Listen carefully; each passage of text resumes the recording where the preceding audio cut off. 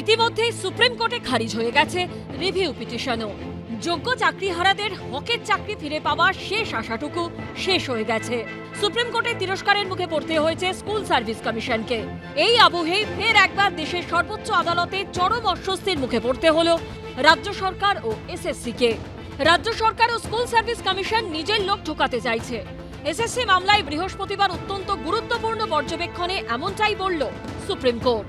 2025 সালে এসএসসির তরফে যে নতুন নিয়োগের বিজ্ঞপ্তি জারি করা হয়েছে তাতে কাট অফ মার্কস রাখা হয়েছে 50%। 2016 সালে যা ছিল 45%। এই নিয়ে আপত্তি জানিয়ে সুপ্রিম কোর্টের দ্বারস্থ হন চাকরিহারা যোগ্যরা।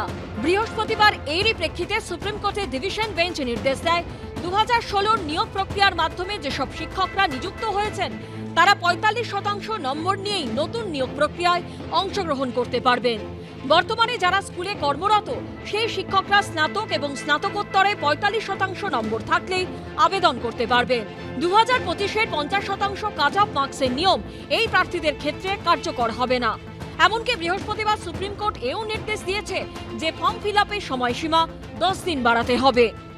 সেই ফ্রেশ সিলেকশন প্রক্রিয়াতে যে আমাদের টিচাররা সত্যি বসতে পারছে না, বিভিন্ন প্রবলেম, 45%-এর নিয়মে আটকে যাওয়া বা 250 নাম্বার পাস কোর্সের নিয়মে আটকে যাওয়া, এসব নানান প্রবলেম ছিল। সেইগুলো নিয়েই আমরা স্কুল মানে একটা এসএলপি মুভ করিয়েছিলাম। সেটাতে আজকে একটা অবজারভেশন এসছে, পরীক্ষা পিছিয়ে দেওয়া, এদেরকে সুযোগ দেওয়া, এই সমস্ত বিষয়গুলো তার মধ্যে ইনক্লুড আছে। সুপ্রিম কোর্ট আগেই স্পষ্ট করে দিয়েছিল নতুন নিয়োগ প্রক্রিয়াতে অযোগ্যরা কোনোভাবেই অংশ নিতে পারবে না, অর্থাৎ তারা পরীক্ষা দিতে পারবে না। কিন্তু সুপ্রিম কোর্টে যোগ্য শিক্ষক শিক্ষিকাদের তরফে দাবি করা হয়েছে নতুন নিয়োগ প্রক্রিয়াতেও দাগিরা আবেদন করছেন। এরপরে কড়া মনোভাব ব্যক্ত করে সুপ্রিম কোর্ট। বিচারপতি বলেন, স্বচ্ছতার স্বার্থের জন্য পুরো প্যানেল বাতিল করা হয়েছিল। এখনো দাগিরা আবেদন করছেন, এটা যদি সত্যি হয় তাহলে তা দুর্ভাগ্যজনক। এসএসসিকে সতর্ক করে সুপ্রিম কোর্ট বলে এটা যেন কোনোভাবেই না হয়। যারা নিজের যোগ্যতায় 2016 সালে চাকরি পেয়েছে, সে যে ক্রাইটেরিয়া তখন নির্ধারিত হয়েছিল, ওনাদের অপদার্থতার জন্য, ওনাদের চুরির জন্য আজকে চাকরি হারা হয়েছে। সুপ্রিম কোর্ট নির্দেশ দিচ্ছে, তারপরেও কেন ওনারা সেই বিষয়ে সঠিক পদক্ষেপ নিচ্ছেন না? এর আগে 7 এপ্রিল নেতাজি ইন্ডোর স্টেডিয়ামে যোগ্য অযোগ্য প্রসঙ্গে মমতা বন্দ্যোপাধ্যায়ের মন্তব্য ঘিরে বিতর্ক তৈরি হয়েছিল। আগে যোগ্যদেরটা হয়ে যাক, বাদ বাকি যারা থাকবেন, যাদের অযোগ্য বলা হচ্ছে তাদের বিরুদ্ধে কি কি এভিডেন্স আছে আমি দেখব। সেকেন্ড পেজ, কাকে অযোগ্য বলেছে, কেন বলেছে, কি কারণে বলেছে, কোন এজেন্সি তদন্ত করেছে, কি কি কাগজপত্র আছে, টোটালটা দেখব। তারপরে তাদের নিয়ে আমি আলাদা করে মিটিং করে আমাদের কথা বলবো।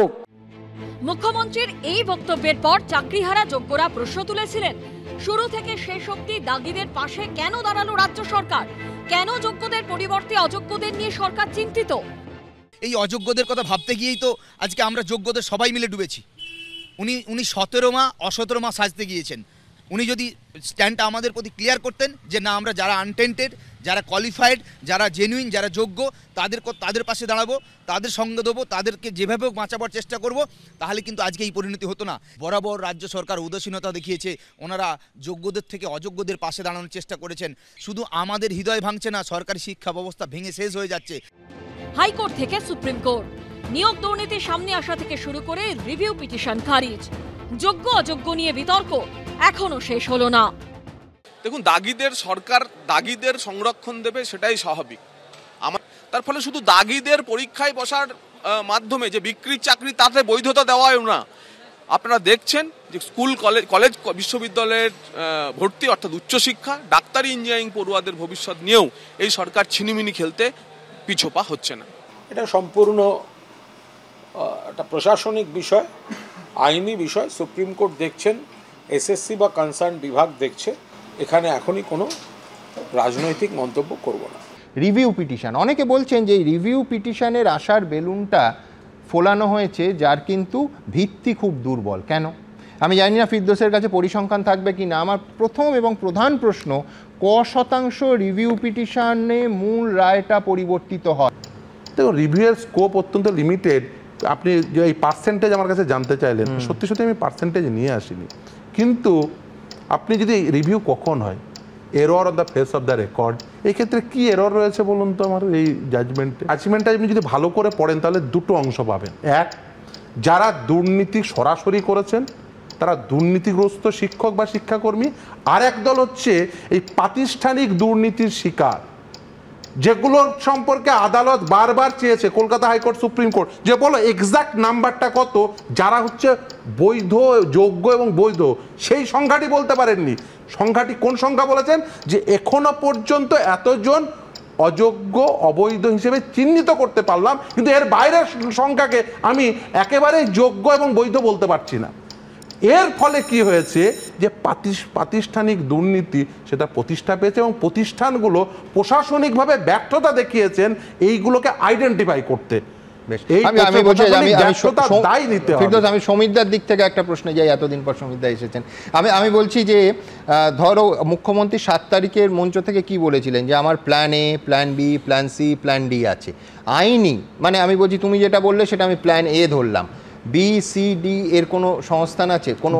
দেখুন, মানে আমি বলছি এদের রিলিফ দেওয়ার ক্ষেত্রে কোনো আস্তিনের তাস সরকারের কাছে থাকা সম্ভব? দেখুন, আমি যখন এই মামলাগুলো শুরু হয় তখন প্রাথমিকভাবে একটি কথা বলেছিলাম, যে আপনি পৃথিবীর সেরা আইনজীবী এবং সেই আইনজীবীর মাথায় পৃথিবীর সমস্ত মানুষের বুদ্ধিকে একসঙ্গে ঢুকিয়ে দিন, কোনো যুক্তিতেই সাদা খাতা ভর্তি খাতা হবে না। খুব সাধারণ কথা, আপনি ফ্যাকচুয়ালি আপনি চুরি করেছেন, সাদা খাতায় 0 পেয়েছে, তাকে 53 করেছেন, কোন আইনি যুক্তিতে, কোন আইনজীবী আইনি যুক্তিতে সাদা খাতাকে ভর্তি খাতা হিসেবে প্রমাণ করবে বলুন তো? আইনেই তো আছে 1 বছরের বেশি আপনি ওই মার্কশিট রাখতে পারবেন না, সেটাকে রাজ্যের আইন, সেটা তো আইনেই আছে না, সেটা রাজ্যের আইন। কেন্দ্রের আইন হচ্ছে 20 বছর রাখতে হবে। আমি রাজ্যের কথা মানবো। আরে কেন্দ্রীয় সরকার চাকরি দিক, সেই জন্য কেন্দ্রীয় সরকার চাকরি দিক, আমি কেন্দ্রীয় আইন মানবো। কারণ আমি বলছি যে একটা প্রতাপ বাবু বলছেন যে হলো পুরো জিনিসটা হলো, কিন্তু দুর্নীতির ভাই যাই দিক, কেন্দ্রীয় সরকার চাকরি দেয় না কেন? বছরে 2 কোটি চাকরি প্রতিশ্রুতি ছিল। এই আইনটি রাখাই হয়েছে দুর্নীতি করার জন্য। কেন? প্রথমে এই যে ছেলেমেয়েরা না আরটিআই করে খাতা চাইলে, ওএমআর শিট চাইলে দেওয়া হয় না, এসটিআইও করলে জবাব দেওয়া হয় না, ফার্স্ট অ্যাপিল করলে জবাব দেওয়া হয় না, স্টেট ইনফরমেশন কমিশনে ইনফরমেশন কমিশন নেই বলে 1 বছর পেরিয়ে যায়। মনে করেছে আমি শুধু সংযোজন করব যে পার্থ চট্টোপাধ্যায় যখন গ্রেফতার হলো তখন তৃণমূলের একাধিক নেতা বলেছিলেন যে এই আইনটা সংশোধনের মধ্যে পার্থবাবুর চক্রান্ত নেই তো, যে দ্রুত এই আইনটা 1 বছরের মধ্যে যাতে পুরো জিনিসটা গুটিয়ে ফেলা যায়। লক্ষণ রেখার কথা বলছেন, রাবণ সীতাকে হরণ করার পর লক্ষণ রেখার অস্তিত্ব ছিল না, তেমনি মুখ্যমন্ত্রীর পোষা চাকরি চোরেরা সরকারি চাকরি চুরি করার পর আন্দোলনের লক্ষণ রেখা থাকে না, তার অস্তিত্ব থাকে না। সমীরদা এটা মাথায় রাখা উচিত। একই কথা শুনি আজ মন্থরার মুখে। সিঙ্গুরে এই আন্দোলন কি তোমরাই উস্কানি দিচ্ছ? আমি বলছেন সিঙ্গুরে নৈরাজ্য তৈরি করবার সময় কে উস্কানি দিয়েছিল, কোন লক্ষণ রেখা সেখানে মেনটেন হয়েছিল? 17 দিন ধরে ন্যাশনাল হাইওয়ে অবরোধ করে রাখা হয়েছিল, হাইকোর্ট অর্ডার দিয়েছিল যে সেই ন্যাশনাল হাইওয়ে অবরোধ তুলে দিতে। কোন লক্ষণ রেখা মেনে সেই অবরোধ হয়েছিল? গণতন্ত্রের মন্দির বিধানসভা ভেঙে তছনছ করে দেওয়া হয়েছিল কার উস্কানিতে এবং কোন লক্ষণ রেখা মেনে সেটা ভাঙচুর করেছিলেন? উনি এখন রাম লক্ষণ করছেন। এই চাকরি চুরির অপরাধে 22 জন অ্যারেস্ট হয়েছে, 22 জনই তৃণমূলের লোক, তৃণমূলের নেতা। এখন সেটিং বা সিবিআইয়ের বদান্যতায় হয়তো কেউ জামিন পাচ্ছেন, কিন্তু এটা অস্বীকার করা যাবে না। পুলিশ বেধড়ক লাঠিচার্জ করছে, হাত পা ভেঙে দিচ্ছে, চোখে আঘাত করছে, বলছে সামান্য বল প্রয়োগ। এর আগে পুলিশকে দেখেছি কামড়াতে, তথ্যের খাতিরে আমায় বলতে হবে ন্যূনতম বল প্রয়োগ। যাই হোক, আমি সংশোধন করে নিলাম। এর আগে আমরা দেখেছি শিক্ষকদের কামড়ে দিচ্ছে, আর কয়েকদিন আগে কসবায় দেখলাম পেটে লাথি মারছে, সেটা ছিল সামান্য বল প্রয়োগ। পুলিশের কোন ম্যানুয়ালে এই লক্ষণ রেখার কথা বলা হয়েছে বা এই লক্ষণ রেখা অতিক্রম করা যাবে কি যাবে না সেই সব বলা হয়েছে? এখন আইনের শাসন তো নেই, শাসকের আইন উঠে গিয়ে চাকরি চোরেদের আইন চলছে। তাই পুলিশ বেধড়ক লাঠিচার্জ করবে আর মিথ্যা মামলা পুলিশই দেবে। কে উস্কানি দিয়েছে এখানে পুলিশকে দাঁড়িয়ে? একটা খুব জনপ্রিয় কবিতা ছিল জানেন সুমনবাবু, কত রঙ্গ জানো জাদু, কত রঙ্গ জানো, সাপ হইয়া কাটো তুমি, ওঝা হইয়া ঝাড়ো, কত রঙ্গ জানো জাদু, কত রঙ্গ জানো। একদিকে বিকাশ ভট্টাচার্যকে দিয়ে মামলা করে এই বেচারীদের চাকরি খাওয়ার চেষ্টা, অন্যদিকে মলম লাগাতে বিকাশ ভবন অব্দি দৌড়েছেন। নমস্কার জানাচ্ছি এদের সঙ্গে। বেশি কথা নয়, আমি আবারও বলছি, বিকাশ ভট্টাচার্য বলির পাঠা হবেন, ওনারা চুরি করবেন, সেই চুরির বিরুদ্ধে কেন বিকাশ ভট্টাচার্য মামলা করবেন? ওনারা চাকরি বিক্রি করবেন, কেন বিকাশ ভট্টাচার্যের বিরুদ্ধে মামলা? মন্ত্রীরা, নেতারা, আমলারা টাকা তুলে চাকরি দিচ্ছেন, তো মমতা ব্যানার্জি এটা জানার পর এটা বন্ধ করার তো কোনো ব্যবস্থা করলেন না, তাদের বিরুদ্ধে কোনো ব্যবস্থা নিলেন না, ফলে এই চাকরিগুলো গেল। আবার হাইকোর্টে মামলা হওয়ার পরও সিঙ্গল বেঞ্চ, ডিভিশন বেঞ্চ তো বারবার বলেছে যে যারা বৈধভাবে চাকরি পেয়েছে তাদের তালিকাটা দেন। এসএসসি তো সিলেকশন করেছে, তাহলে তারা যদি তালিকা না দিতে পারে, রাজ্য সরকার যদি তালিকা নিতে পারে, তার দায় কি যাদের চাকরি গেল তাদের, না রাজ্য সরকারের মুখ্যমন্ত্রীর, শিক্ষামন্ত্রীর বা ওই এসএসসির পদাধিকারীদের?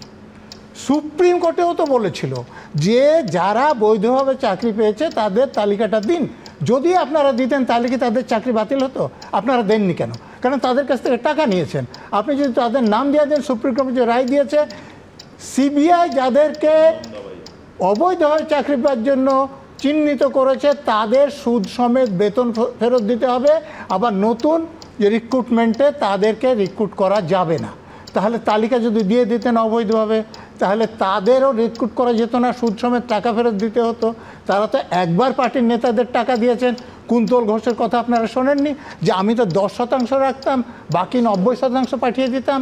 তাহলে ওই যে কুন্তল ঘোষটা যখন গাছে বেঁধে পিঠে পড়তো, তখন এই 90% যাদের কাছে এসেছে তাদের উপর কিছু পড়তো না। তাই যাতে না পড়ে তার জন্য তারা তালিকা দেননি এবং তার জন্য চাকরি গিয়েছেন। দেখুন, এই একই কথার পুনরাবৃত্তি হচ্ছে। তার কারণ উনি তো সরাসরি মুখ্যমন্ত্রী অবধি চলে গেলেন, উনি তো তার নিচে কথা বলেন না, আমি জানি সেটা না, তাতে কোনো নেই, কোনো অন্যায় নেই। তার কারণ হচ্ছে ওনার তো শুধু টার্গেট একজন, যেন তার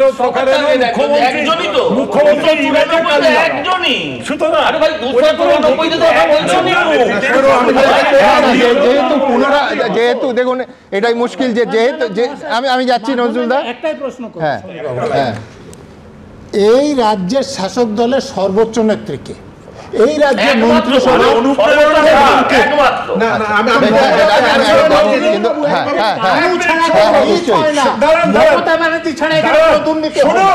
নরেন্দ্র মোদী ছাড়া ভারতবর্ষ চলে, এক এবং একমাত্র কই?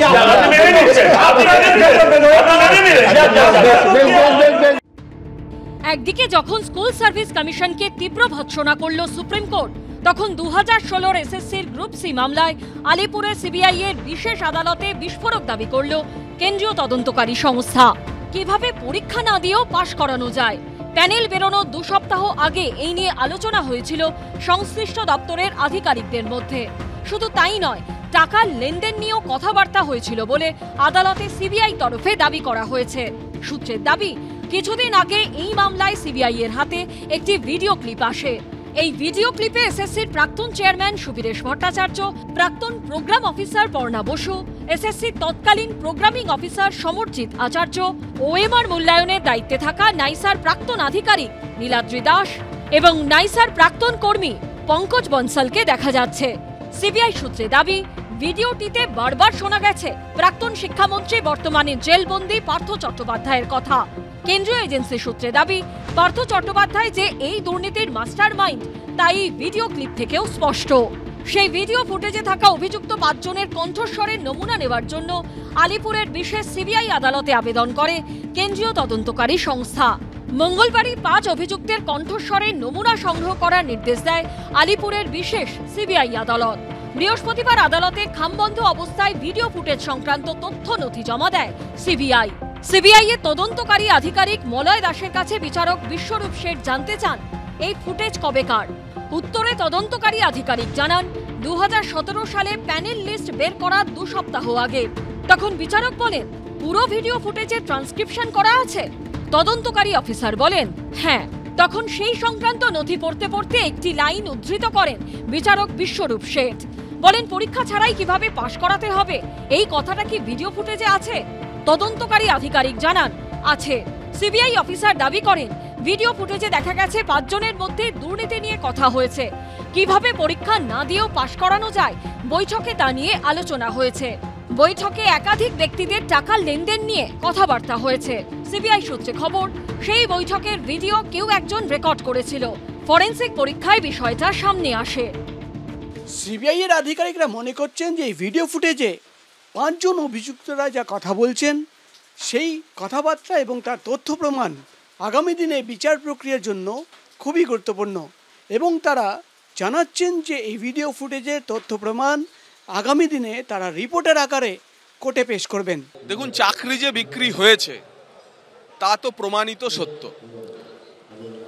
অর্থনৈতিক এই ধরনের ঘটনার আর্থিক তদন্তের দুর্নীতির জট ছাড়াতে গেলে পেঁয়াজের খোসার মতোই ছাড়াতে হয়। যত দিন যাবে গ্রুপ সি, গ্রুপ ডি, প্রাথমিক, উচ্চ প্রাথমিক, হায়ার সেকেন্ডারি সব কিছুর জট ছাড়বে, এবং এখনো পর্যন্ত সম্ভবত এই চাকরি বিক্রি কেসে 55 জন তার বিরুদ্ধে অভিযোগ এসেছে। আমার ধারণা এই সংখ্যা আরও বাড়বে। 26-এর পরিবর্তন হলে কেউ ছাড় পাবে না। প্রতিটা ভোটের আগে এই সিবিআই, ইডি যারা বিজেপির নতুন নতুন শরীর হয় তারা এই ধরনের কাজ করতে অভ্যস্ত। আবারও বলছি, সিবিআই এর বা এই central agency conviction success rate কত? 1%-এরও কম। যাদের গত লাস্ট 5 বছরের খতিয়ান বলছে 5912 জন মানুষের বিরুদ্ধে এজেন্সি কেস করেছে, তার মধ্যে মাত্র 8 জনকে ফাইনালি কনভিকশন হয়েছে। অর্থাৎ যাদের সাকসেস রেট এই জায়গায়, পুরো কেসগুলোই ভুয়ো এবং সাজানো কেস, সেই জায়গায় দাঁড়িয়ে আজকে মানুষ বুঝতে পারছে যে কোন পলিটিক্যাল এজেন্ডা নিয়ে সার্ভ করছে এটা। 5 অভিযুক্তের কণ্ঠস্বরে নমুনা সংগ্রহের প্রক্রিয়া ভিডিও করে রাখার নির্দেশ দিয়েছে আলিপুরের বিশেষ সিবিআই আদালত। চাকরি দেওয়ার বিনিময়ে কারা কত টাকা নিয়েছিল, কাদের জন্য মাথার ঘাম পায়ে ফেলে খেটে পড়াশোনা করে চাকরি পাওয়া যোগ্যরাও আজ পথে বসলো, তাদের সবার নাম কি কোনোদিন সামনে আসবে? সিবিআই তদন্ত করে সবার শাস্তির ব্যবস্থা করতে পারবে? কোনো অন্যায় না করে শুধু দাগিয়ে দিয়ে আপনাদের অপদার্থতা, আপনাদের চুরির জন্য যদি আমাদের জীবন ও জীবিকা, আমাদের সন্তানদের ভবিষ্যৎ অনিশ্চিত হয়ে ওঠে, তাহলে বিকাশ ভবনের একটা গেট নয়, আর অনেক গেট কিন্তু ভাঙা পড়বে। এটা কিন্তু সরকার জেনে রাখুন। আচ্ছা, আপনি কি মানবেন যে বৈধভাবে যারা চাকরি পেয়েছিলেন তাদের চাকরিটা যে কোর্টে বাতিল হয়েছে তাদের কোনো অপরাধের জন্য নয়তো? তাহলে কার অপরাধে হয়েছে? রাজ্যের পুলিশের লোকেরা যার অধীনে কাজ করেন, সেই পুলিশ মন্ত্রী, তিনি মুখ্যমন্ত্রী, তার শিক্ষামন্ত্রী এবং তাদের অধীনে এসএসসি বা এইসব সংস্থার যারা পদাধিকার ছিলেন, তারা কোটি কোটি টাকা ঘুষ খেয়ে অবৈধভাবে কিছু লোককে নিয়োগ করেছিলেন। যদি নিয়োগ না করতেন তাহলে হাইকোর্টে মামলাই হতো না। আবার হাইকোর্টে মামলা হওয়ার পর high court single bench, division bench যখন বারবার বলেছেন যে বৈধভাবে কারা চাকরি পেয়েছে, অবৈধভাবে কারা চাকরি পেয়েছে, তালিকাটা দিয়ে দিন। অবৈধভাবে যারা চাকরি পেয়েছে তাদের তালিকা যদি রাজ্য সরকার দিত, সর্বোচ্চ নেত্রী দেওয়ার ব্যবস্থা করতেন, তাহলে বৈধভাবে যারা চাকরি পেয়েছে তাদের চাকরি বাতিল হতো না। সুপ্রিম কোর্টেও যদি তারা তালিকাটা দিতেন তাহলে বৈধভাবে যারা চাকরি পেয়েছে তাদের চাকরি বাতিল হতো না। যোগ্য বৈধ পথে চাকরি যারা পেয়েছেন এবং যারা চাকরি করছেন শিক্ষক মহাশয়, তাদের যে প্রধান দাবি কালকে ছিল, আমরা এটা বারবার করে দেখছিলাম, সেটা হচ্ছে ফের যোগ্যতা অর্জনের পরীক্ষায় আমরা বসবো না। এটা হচ্ছে মূল দাবি ছিল। ব্যাপারটা হচ্ছে যে ফের যোগ্যতা অর্জনের পরীক্ষায় বসতে না পর্ষদ, না রাজ্য, না এসএসসি কেউ কিন্তু বলেনি। এইটা যেটা এসছে, ভার্ডিক্টটা যেটা এসছে, সেটা সুপ্রিম কোর্ট থেকে এসছে। আজকে রাজ্য সরকার মেনে নিল যে দুর্নীতি হয়েছে, তারা মেনে নিল যে তাদের পক্ষে যোগ্য অযোগ্য বাছাই করা সম্ভব না। তালে করে এই যারা শিক্ষক যারা বলছে আমরা যোগ্য, 31শে মের মধ্যে বিজ্ঞাপন দিতে হবে, এটাও রাজ্য সরকার মেনে নিয়েছে। নিজেরা বলেছে, আপনি যদি দেখেন তারা বলেছে যেদিন রায় বেরোল, এটা খুব ইম্পর্টেন্ট, কেউ অন্যটা জেনেও হয়তো বলছেন না, 3রা এপ্রিল সুপ্রিম কোর্টের রায় বেরিয়েছে। 3রা এপ্রিলই শিক্ষা দপ্তরের সচিব স্কুল সার্ভিস কমিশনের চেয়ারম্যানকে বলছে সুপ্রিম কোর্টের রায় মেনে আপনারা নতুন পরীক্ষা নেওয়া দ্রুত ব্যবস্থা গ্রহণ করুন। তার মানেই হচ্ছে যে এরা বুঝে গেছে যে যোগ্য অযোগ্য আমরা বাছাই করতে পারবো না। ভালো কথা, তারা সুপ্রিম কোর্টের রায় মানছেন। তাহলে এই অমিত বাবুদের বারংবার কেন মিথ্যে আশ্বাস দেওয়া হচ্ছে যে কারোর চাকরি যাবে না, কাউকে নতুন পরীক্ষা দিতে হবে না? আমার পাশে যেখানে শুভময়দা বসেছেন, এখানে বসেছিল বিক্রম, সেই ভার্ডিক্ট থেকে লাইন কোট করে বলেছিল বিক্রম ব্যানার্জি আইনজীবী যে এসএসসিকে যখন হাইকোর্ট জানতে চায়, ডিভিশন বেঞ্চ জানতে চায় যে তাহলে এই 6200 যারা চিহ্নিত হলো তার বাইরে বাকিটা কি একদম ট্রান্সপারেন্ট, তখন এসএসসি বললো যে আমরা দায়িত্ব নিয়ে বলতে পারছি না। তারপরে পৃথিবীর কোন কোর্ট এর বাইরে অন্য কিছু রায় দেবে? আমি অর্ণবদাকে খুব বিনয়ের সঙ্গে বলছি, এখানে কার উদ্দেশ্য রাজনৈতিক জানি না, কিন্তু তৃণমূল সরকারের উদ্দেশ্যটা চৌর্যবৃত্তিক। আপনারা চৌর্যবৃত্তিক উদ্দেশ্যের জন্য ছেলেমেয়েগুলোকে মাথায় বসিয়েছেন। আমি বলছি যে একটু এগুলো এখনো তিনজন বলার সুযোগ পাননি। হ্যাঁ, আপনারা দেখিয়েছেন যে বর্তমানে যিনি এসএসসি চেয়ারম্যান ছিলেন তিনি বলেছেন যে এর বাইরে কেউ অবৈধভাবে চাকরি পায়নি, এটা বলার মতো। এটা অন ক্যামেরা কলকাতা শহরের সমস্ত সংবাদপত্র ইনক্লুডিং আনন্দবাজার পত্রিকা বেরিয়েছে, বহুবার দেখিয়েছে। প্রথম বেআইনি কাজটা তৃণমূল কংগ্রেসের পক্ষ থেকে করা হয়েছিল, এই মন্ত্রীদের পক্ষ থেকে করা হয়েছিল। প্রথম বেআইনি কাজ ছিল চাকরি বিক্রি করা। দ্বিতীয় বেআইনি কাজটা সুপ্রতিম সরকার আপনি এবং আপনার বাহিনীর পক্ষ থেকে করা হয়েছিল, যারা কিনা চাকরি চোরদেরকে গ্রেপ্তার করার বদলে গ্রিন করিডোর করে চোর পার্থর বাড়িতে আর ওই অর্পিতার খাটের তলায় গ্রিন করিডোর করে চাকরি বিক্রির টাকা পৌঁছে দিয়েছেন। বেআইনি কাজগুলো আপনার মুখ্যমন্ত্রী, আপনার মন্ত্রী, আপনার মতো পুলিশ অফিসারদের পক্ষ থেকে করা হয়েছিল। আমার শেষ কথা সুমন দা এখানে বলছি, আমি বিশ্বাস করি তৃণমূল কংগ্রেসেরও সাধারণ সমর্থক যারা কালকে দেখেছেন তারাও শিউরে উঠেছেন এই ঘটনাগুলোকে দেখে। এখানেই আমার প্রশ্ন, এই যে অরাজনৈতিক আমরা অনেক শুনছি না, আরজি করের কথাও তুমি একটা রেফারেন্সে বললে, আর ওই অরাজনীতি খেলতে গিয়ে তার পরিণতি কি হয়েছে তাও আমরা জানি, সুতরাং আমি তার তুল্যমূল্য আলোচনায় যাচ্ছি না। কিন্তু আমি এইটা বলছি যে আজকে একটা সরকার এতটা স্বৈরাচারী হওয়ার আস্পর্ধাটা পায় কোত্থেকে, যখন তারা জানে যে ভাই আপনি পশ্চিমবাংলার সাধারণ জনগণ, আপনি আমাদেরকে দেখে আমাদের কাজ দেখে শিউরে উঠুন, আপনি ঘেন্না করুন, আপনি আমাদের বিরুদ্ধে রেগে উঠুন, যা করুন, আমার কাজ কলা। যে চাকরি হারিয়েছে তার দয়ায় নয়, যে চাকরি বেঁচেছে আমি তার দয়ায়, যে চাকরিটা বিক্রি করেছে আমি তার দয়ায় সামনের ভোটটা পার করে দেব। যে পুকুর ভরাট করে বেআইনি বিল্ডিং তৈরি করে, যে চাকরি বিক্রি করে, যে বেআইনি বালি মাফিয়া, যে বেআইনি কয়লা মাফিয়া, পুলিশ, টাকা খাওয়া পয়সা খাওয়া পুলিশ, এদের জোরে আমি পরের বার ভোটটাও পার করে দেবো, তারপরের ভোটটাও পার করে দেবো। যখন জনগণের মতামতের ওপর কোনো রাজনৈতিক দলকে আর নির্ভর করতে হয় না, তখন সেই রাজনৈতিক দলের পক্ষে এতটা স্বৈরাচারী হওয়ার আস্পর্ধা দেখানো সম্ভব হয়। অতএব এখানে আমার কথাটাকে আমি শেষ করছি এটা বলে সুমনদা, সুতরাং দেখুন মানে কেউ ভাবতেই পারেন যে আমরা রাজনীতি করে খুব অপরাধ করে ফেলেছি আর কেউ রাজনীতি না করে দুনিয়া উদ্ধার করে দিয়েছে, কিন্তু অরাজনীতিকে এতটাও গ্লোরিফাই করবেন না যে সেইটা স্বৈরাচারী শাসকের জন্য একটা কি বলবো একটা ব্রিদিং স্পেস হয়ে যায়, স্বৈরাচারী শাসকের একটা আড়াল খোঁজার জায়গা হয়ে যায়।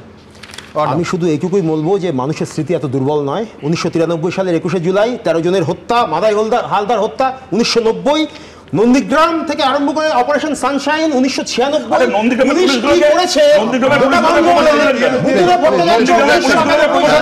বিধানসভায় বলেছিলেন মানুষ জানে।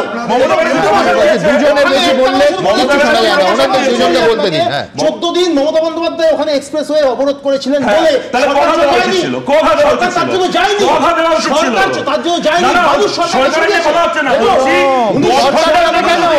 কিন্তু মমতা বন্দ্যোপাধ্যায় গণ আন্দোলন করতে গিয়ে সঠিক কাজ করেছিলেন, অসুবিধা নেই কিছুটাতে। হ্যাঁ, দেখুন বাড়ি থেকে নিজের প্রশ্নপত্র নিজে বানিয়ে এনে উত্তর দিলে হয় না। সরকার কেন পাল্টেছে তাই নিয়ে আলোচনা হচ্ছে না। ভালো হচ্ছে সরকার পাল্টেছে, মানুষের অধিকার, মানুষ সরকারকে পাল্টে দিয়েছেন। প্রশ্ন হচ্ছে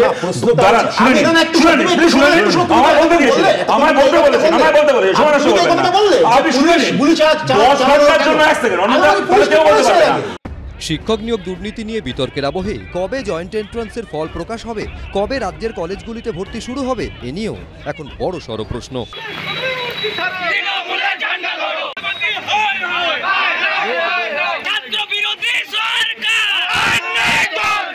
রাজপথে ছাত্র রাজনীতির উত্তাপ। আরএসএস এর ছাত্র সংগঠন এবিভিপি ডিএম অফিস অভিযান ঘিরে ধুন্ধুমার পরিস্থিতি তৈরি হলো বাঁকুড়া শহরের আইজি অফিস মোড়ে।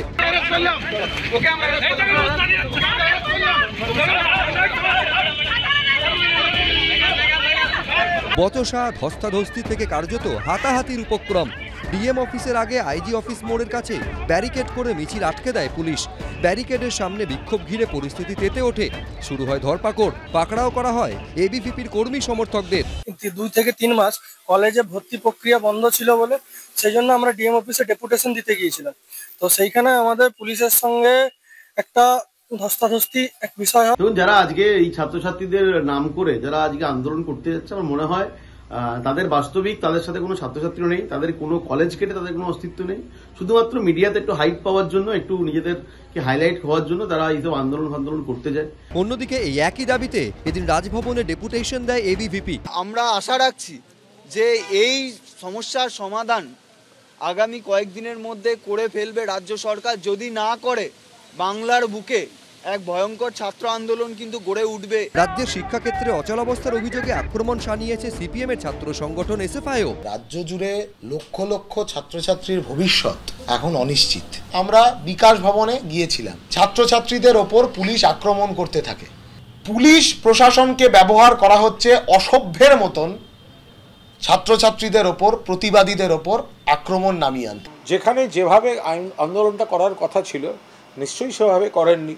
অন্য রাস্তায় যদি যান চলাচল, যাত্রীদের এবং পরিবহনকে বিঘ্নিত করা হয়, সেখানে পুলিশ যেটুকু ব্যবস্থা নিয়েছে। এই শিক্ষা ব্যবস্থাটাকে জলাঞ্জলি দিয়ে দিয়েছে, আর এই শিক্ষা ব্যবস্থায় জলাঞ্জলি দেওয়ার জন্য আগামী দিনে পশ্চিমবঙ্গের স্বাস্থ্য ব্যবস্থা কোথায় যাবে আপনারা বুঝতেই পারছেন। 3 মাস পরেও রাজ্য জয়েন্টের রেজাল্ট বেরোয়নি। 3 মাস আটকে আছে কলেজে ভর্তি গোটা রাজ্য জুড়ে। এরই মধ্যে মেডিকেলে ভর্তির কাউন্সেলিংটাও স্থগিত হয়ে গেল। এদিকে 2022-এর টেটের ফল বেরিয়েছে, নিয়োগ হয়নি। আর 2023-এ তো টেটের ফলটাই বের হয়নি।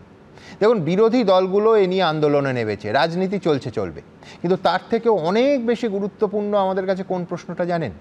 এই যে লক্ষ লক্ষ ছাত্রছাত্রী, চাকরি প্রার্থী, তাদের অভিভাবক, বাড়ির লোক এই অনিশ্চয়তার অপুল পাথারে কার্যত এই মুহূর্তে যখন আমরা আপনাদের সঙ্গে কথা বলছি হাবুডুবু খাচ্ছেন। আজ এই অনুষ্ঠানে রাজনৈতিক টানাপোড়েনের থেকে অনেক বেশি হোক আলো খোঁজার চেষ্টা, উত্তর খোঁজা হোক, সমাধান খোঁজা হোক। কেন এই অনিশ্চয়তা এবং কেন এই অনিশ্চয়তায় ইতি টেনে আমাদের রাজ্যের, আমাদের বাড়ির উজ্জ্বল মেধাবী ছেলেমেয়েগুলোকে আশার আলো দেখানো যাবে না? এই বাংলা থেকেই জাতীয় গণপরিষদে পাঠানো হয়েছিল বাবা সাহেব আম্বেদকরকে, যিনি সংবিধান কমিটির ড্রাফটিং কমিটির চেয়ারম্যান ছিলেন। এবং এই ভারতবর্ষের যে অর্থনৈতিক বৈষম্য, সেই বৈষম্যকে সাম্যের পথে আনার জন্যে রিজার্ভেশন একটা গুরুত্বপূর্ণ বিষয়। এখন এই রিজার্ভেশনটা যারা প্রান্তিক অংশের মানুষ, সেই প্রান্তিক অংশের মানুষদেরকে যাতে বঞ্চিত জায়গা থেকে তুলে আনা যায়। যাদবপুরে হলে তো কোনো প্রান্তিক অংশের মানুষ না শুরু থেকে, মানে আমি বলছি এই অনিশ্চয়তার জন্য তুমি যদি বলো আম্বেদকর দায়ী, আমি তো আটকাবো। আম্বেদকর দায়ী নয়, আম্বেদকর দায়ী নয়, কোনো সমস্যা ছিল না, দায়ী মানসিকতা। কোর্টেরও কোনো সমস্যা ছিল না, তোমার বিশ্ববিদ্যালয় তো চোখে আঙুল দিয়ে দেখিয়ে দিয়েছে। একটু বলে নিই, সেটা হচ্ছে তার পরবর্তীকালে যেটা দেখা যাচ্ছে যে এই মামলা হয়েছে এবং সেখানে পরিষ্কার, এই কিছুক্ষণ আগে আপনি দেখালেন বিজেপির রাজ্য সভাপতি বলছেন যে বিশেষ একটি ধর্মের মানুষকে তোষণ করার জন্য। বিশ্বনাথ দাও একই কথা বললেন, অর্থাৎ সব কিছুকে ধর্মের সঙ্গে জুড়ে দিচ্ছে। তারা ভুলে যাচ্ছেন যে সব ভুলে গেল, সব বাজে লোক, খারাপ লোক। আমি বলছি তন্ময়, তোমারই বিশ্ববিদ্যালয়ে যাদবপুরের ফর্মুলা মেনে যদি ভর্তিটা বন্ধ না করে সরকার এই ফর্মুলাটা মেলে 10% বাদ রেখে করতো, কি অসুবিধা হতো? অসুবিধাটা হচ্ছে এটাই, তারপরে এনআরআই মামলা করতেন। কারণ কি মামলা না বলে দিচ্ছি, কারণ কি যাদবপুরে কটা মামলা হয়েছে? আমি বলছি যে রাজ্যের বিরোধী দলনেতা শুভেন্দু বাবু নিজে বলেন যে আমি পার্টি হতে চাই এই মামলার, এবং যেদিন স্থগিতাদেশ আসবে আমি বিধানসভায় লাড্ডু বিলি করব। তার মানে তারা চান যে কোনো মূল্যে এই পুরো প্রসেসটাকে শুভেন্দু অধিকারী মামলা করবে বলে ভর্তিটা বন্ধ রাখা হলো। আম্বেদকরকে ডেকে আনলেন, আমার কপাল ভালো গ্যালিলিওকে টানেননি। আমি বলছি যাদবপুরের বিরুদ্ধে মামলা হবে।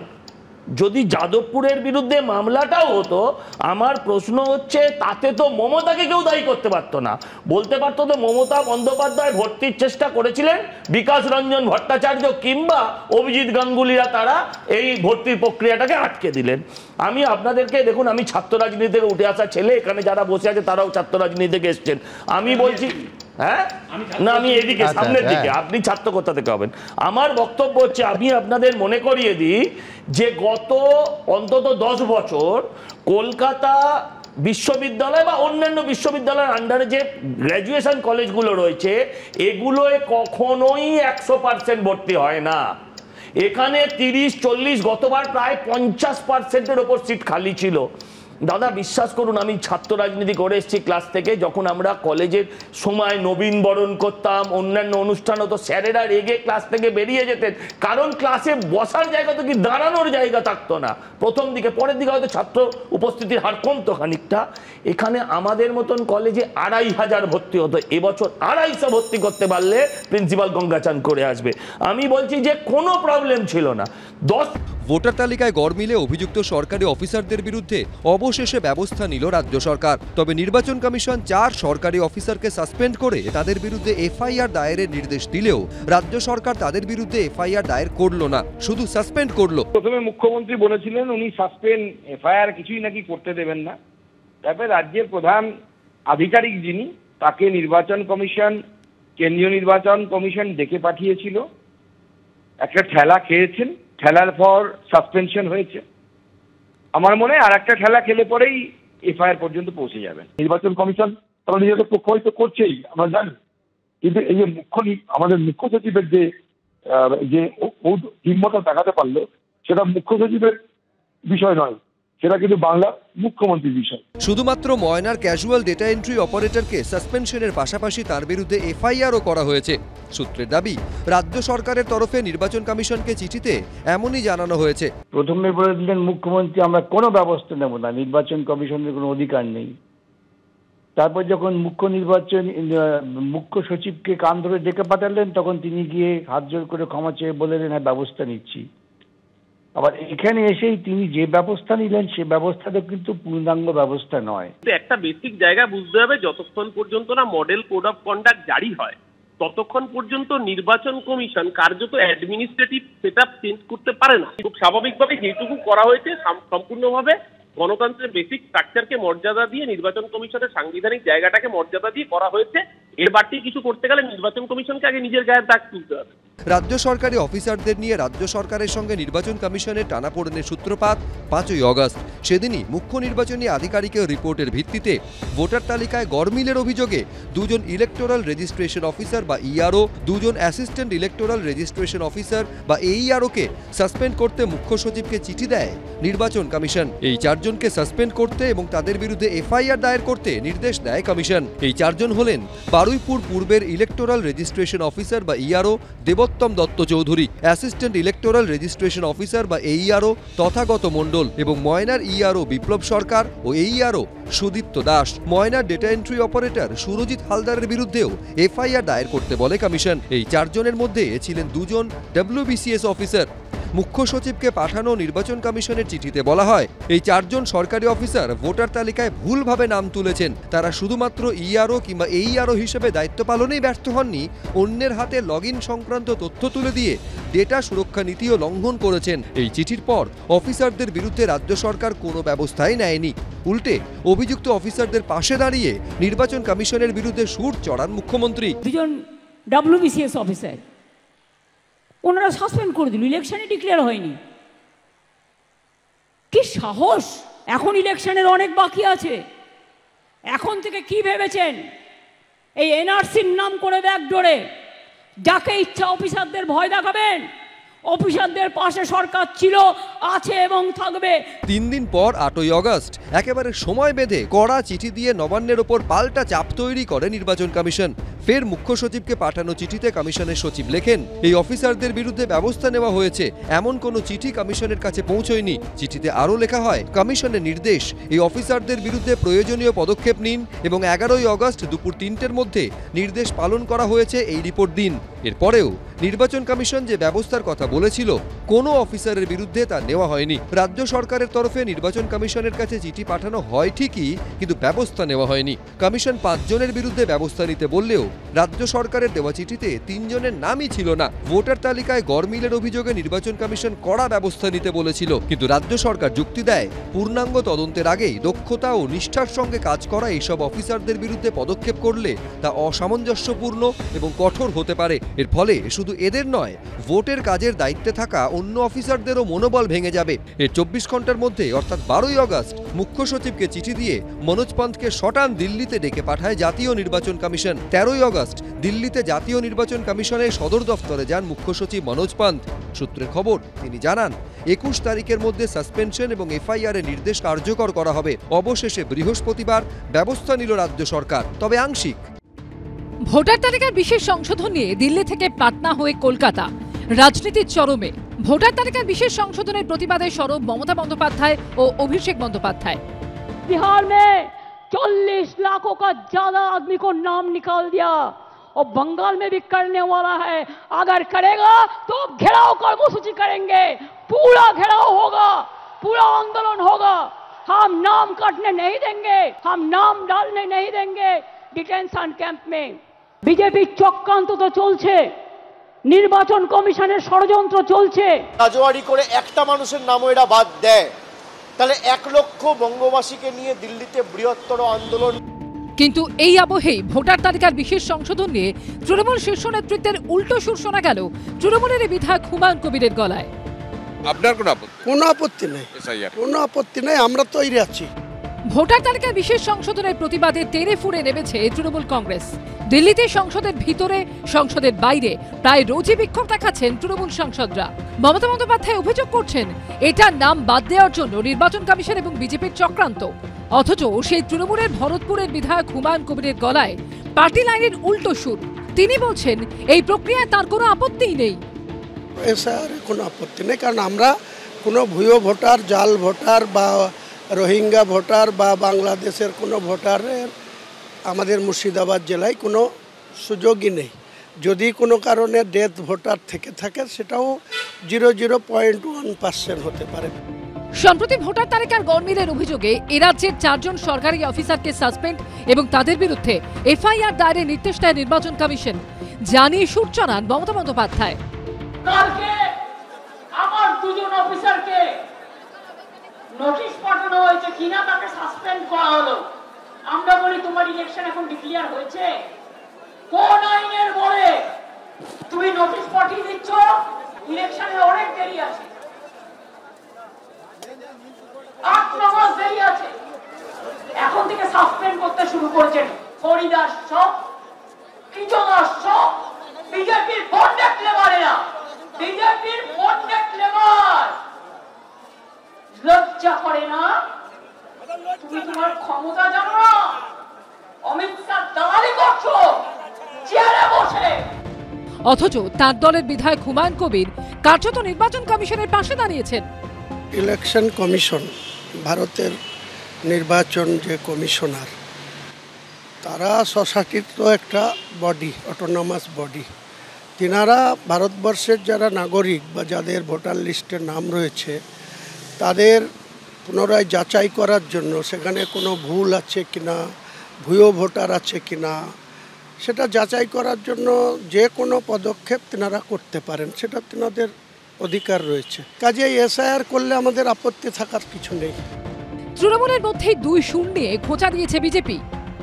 হুমায়ুন বাবু যিনি কিনা ভয়ানক ভয়ানক মাঝে মাঝে সত্যি কথা বলেন, তিনি আরেকটা সত্যি কথা বলে ফেলেছেন একটু কম ভয়ানক, কিন্তু আসলে কেন বলেছেন, কিসের জন্য বলেছেন, সেটা একটা রাজনৈতিক ব্যাখ্যা পরে হয়তো আমরা পাবো।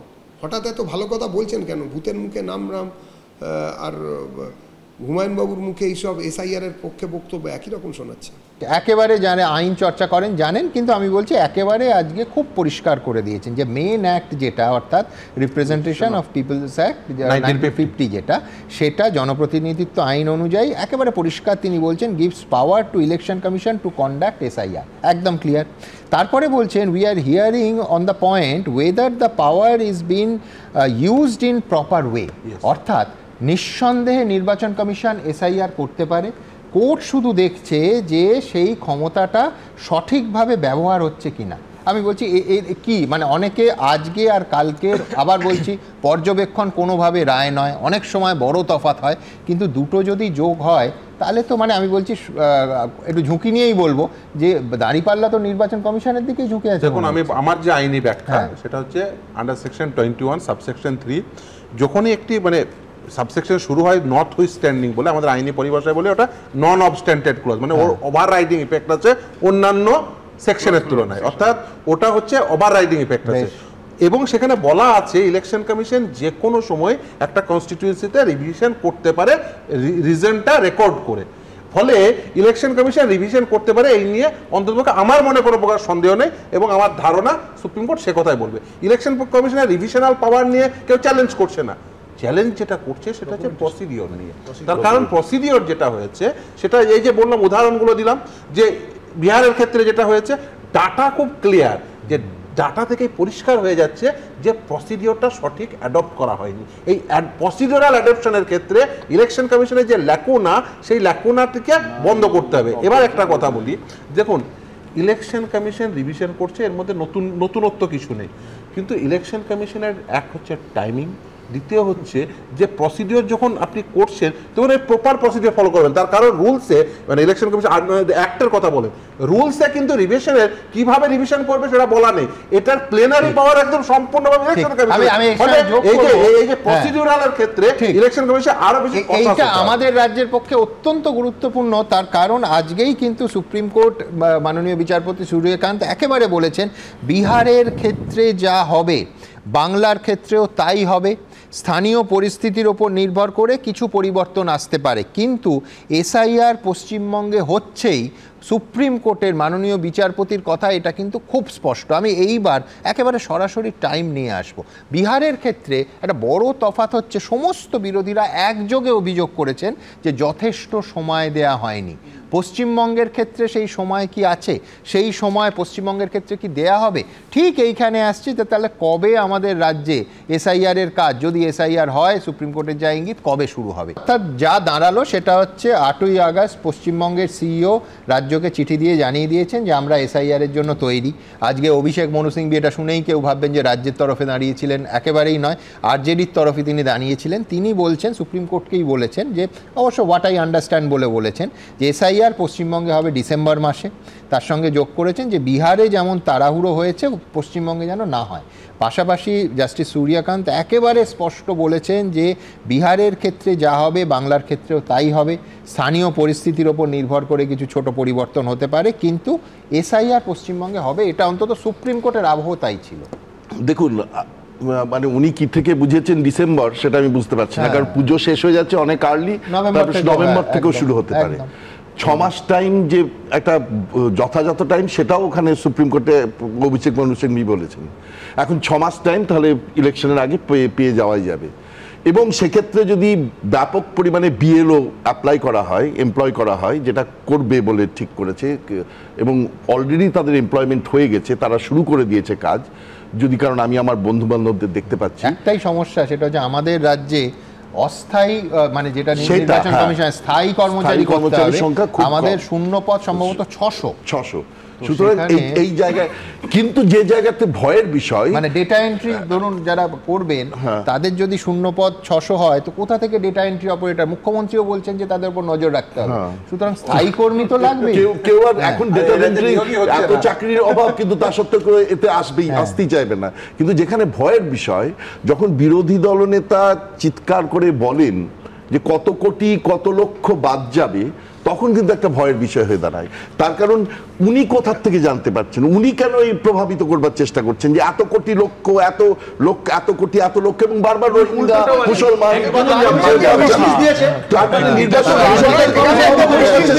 এটা তো রাজনৈতিক কথা দাদা। একটা কথা বুঝুন, যেখানে বিহারে এক মিনিট শেষ করতে দিন, বিহারে 65 লাখের কাছাকাছি নাম বাদ গেছে মোটামুটি। তো 65 লক্ষ নাম যেখানে বিহারে বাদ গেছে, এবং তারপরে বিহারে কেউ প্রতিবাদ করছেন না, অন্তত 13 দিন আজকে একজন প্রতিবাদ করেনি, বলতে দিন।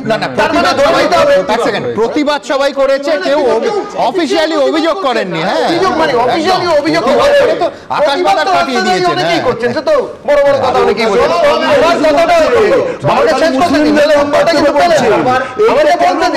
আমাকে বলতে দিন। বলছি যে যখন লিখিতভাবে কোনো অভিযোগ আসছে না 13 দিন পরে, তাহলে আমাদের এখন অন্তত আজকে রাত অবধি ধরে নিতে হবে।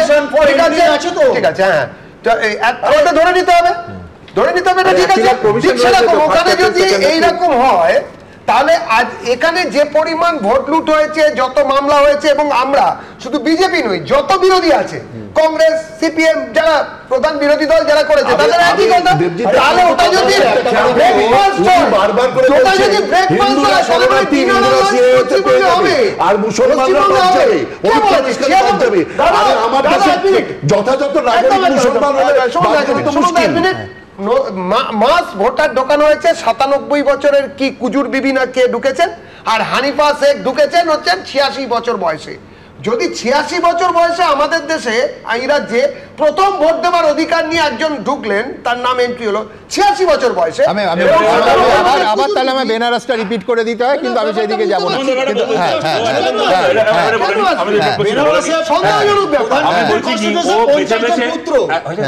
ও বেছে বেছে দুটো মুসলিম নাম বললাম, সোজা কথা বলছি। আবার শান্তনু ঠাকুরের ইস্যু করা মতুয়া কার্ডকে মাটিতে মারিয়ে যাদেরকে হরিয়ানা পুলিশ চ্যাংদোলা করে দিয়ে এসেছিল, সেই নামগুলো এখনো বলবেন। আমি একটা কথা বলছি, প্রথম কথা হচ্ছে অভিযোগ করছে না করছে তো, যে কথাটা শামীমদাও বলছিল, বিহারে যে প্রান্তিক মানুষের যাদের নামটা বাদ গেছে না, একদম বাস্তব কথা আমাদেরকে অ্যাকসেপ্ট করতে হবে।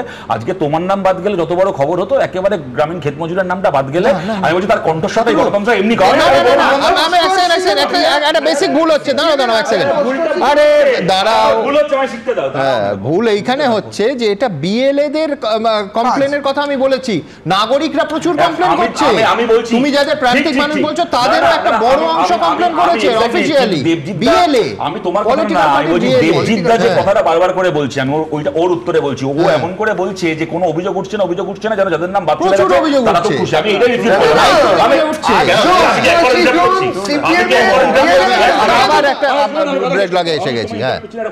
দ্বিতীয় কথা আমি বলছি যে তাড়াহুড়ো নিয়ে কথাটা হচ্ছে। আচ্ছা, আমরা একদিকে দেখছি যে এক্ষুনি শুরু করছে না, ডিসেম্বরে শুরু করছে, কথার কথা বলছি, তাড়াহুড়ো নেই বেশ। আবার এটাও তো ঘটনা, ডিসেম্বরে যে প্রক্রিয়াটা চলবে তার যদি ফাইনাল লিস্ট মার্চে বেরোয়, তারপরে আমাদের বিধানসভা ভোট, অতএব যে নামগুলো অন্যায়ভাবে ডিলিটেড হলো তাদের নতুন করে অ্যাপ্লাই করার সময়টা তখন আর থাকছে না। সুতরাং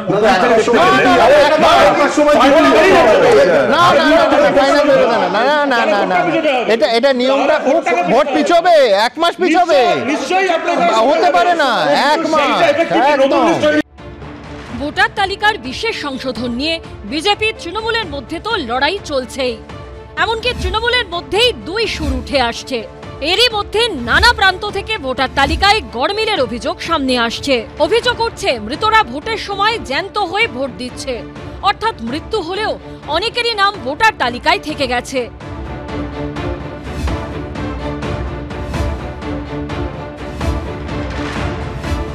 এবার এমনই ঘটনা সামনে এলো পূর্ব বর্ধমানের কাটোয়ার দাইহাটে। ইন্দ্রনাথ সান্যাল কোথায় আছে একটু আমাকে বলবেন, ডেকে দেবেন একটু? উপরে গেছেন, টাকা যাবে না, মৃত। ভুল আছে, উনি মারা গেছেন। সুনীল কুমার ঘোষ, ওনাকে ডেকে দেবেন একটু? উনি তো মারা গেছেন, এই 18 তারিখ হবে, অক্টোবরে 18 তারিখ 2 বছর হবে। এই তো সুনীল কুমার ঘোষ আমার স্বামী।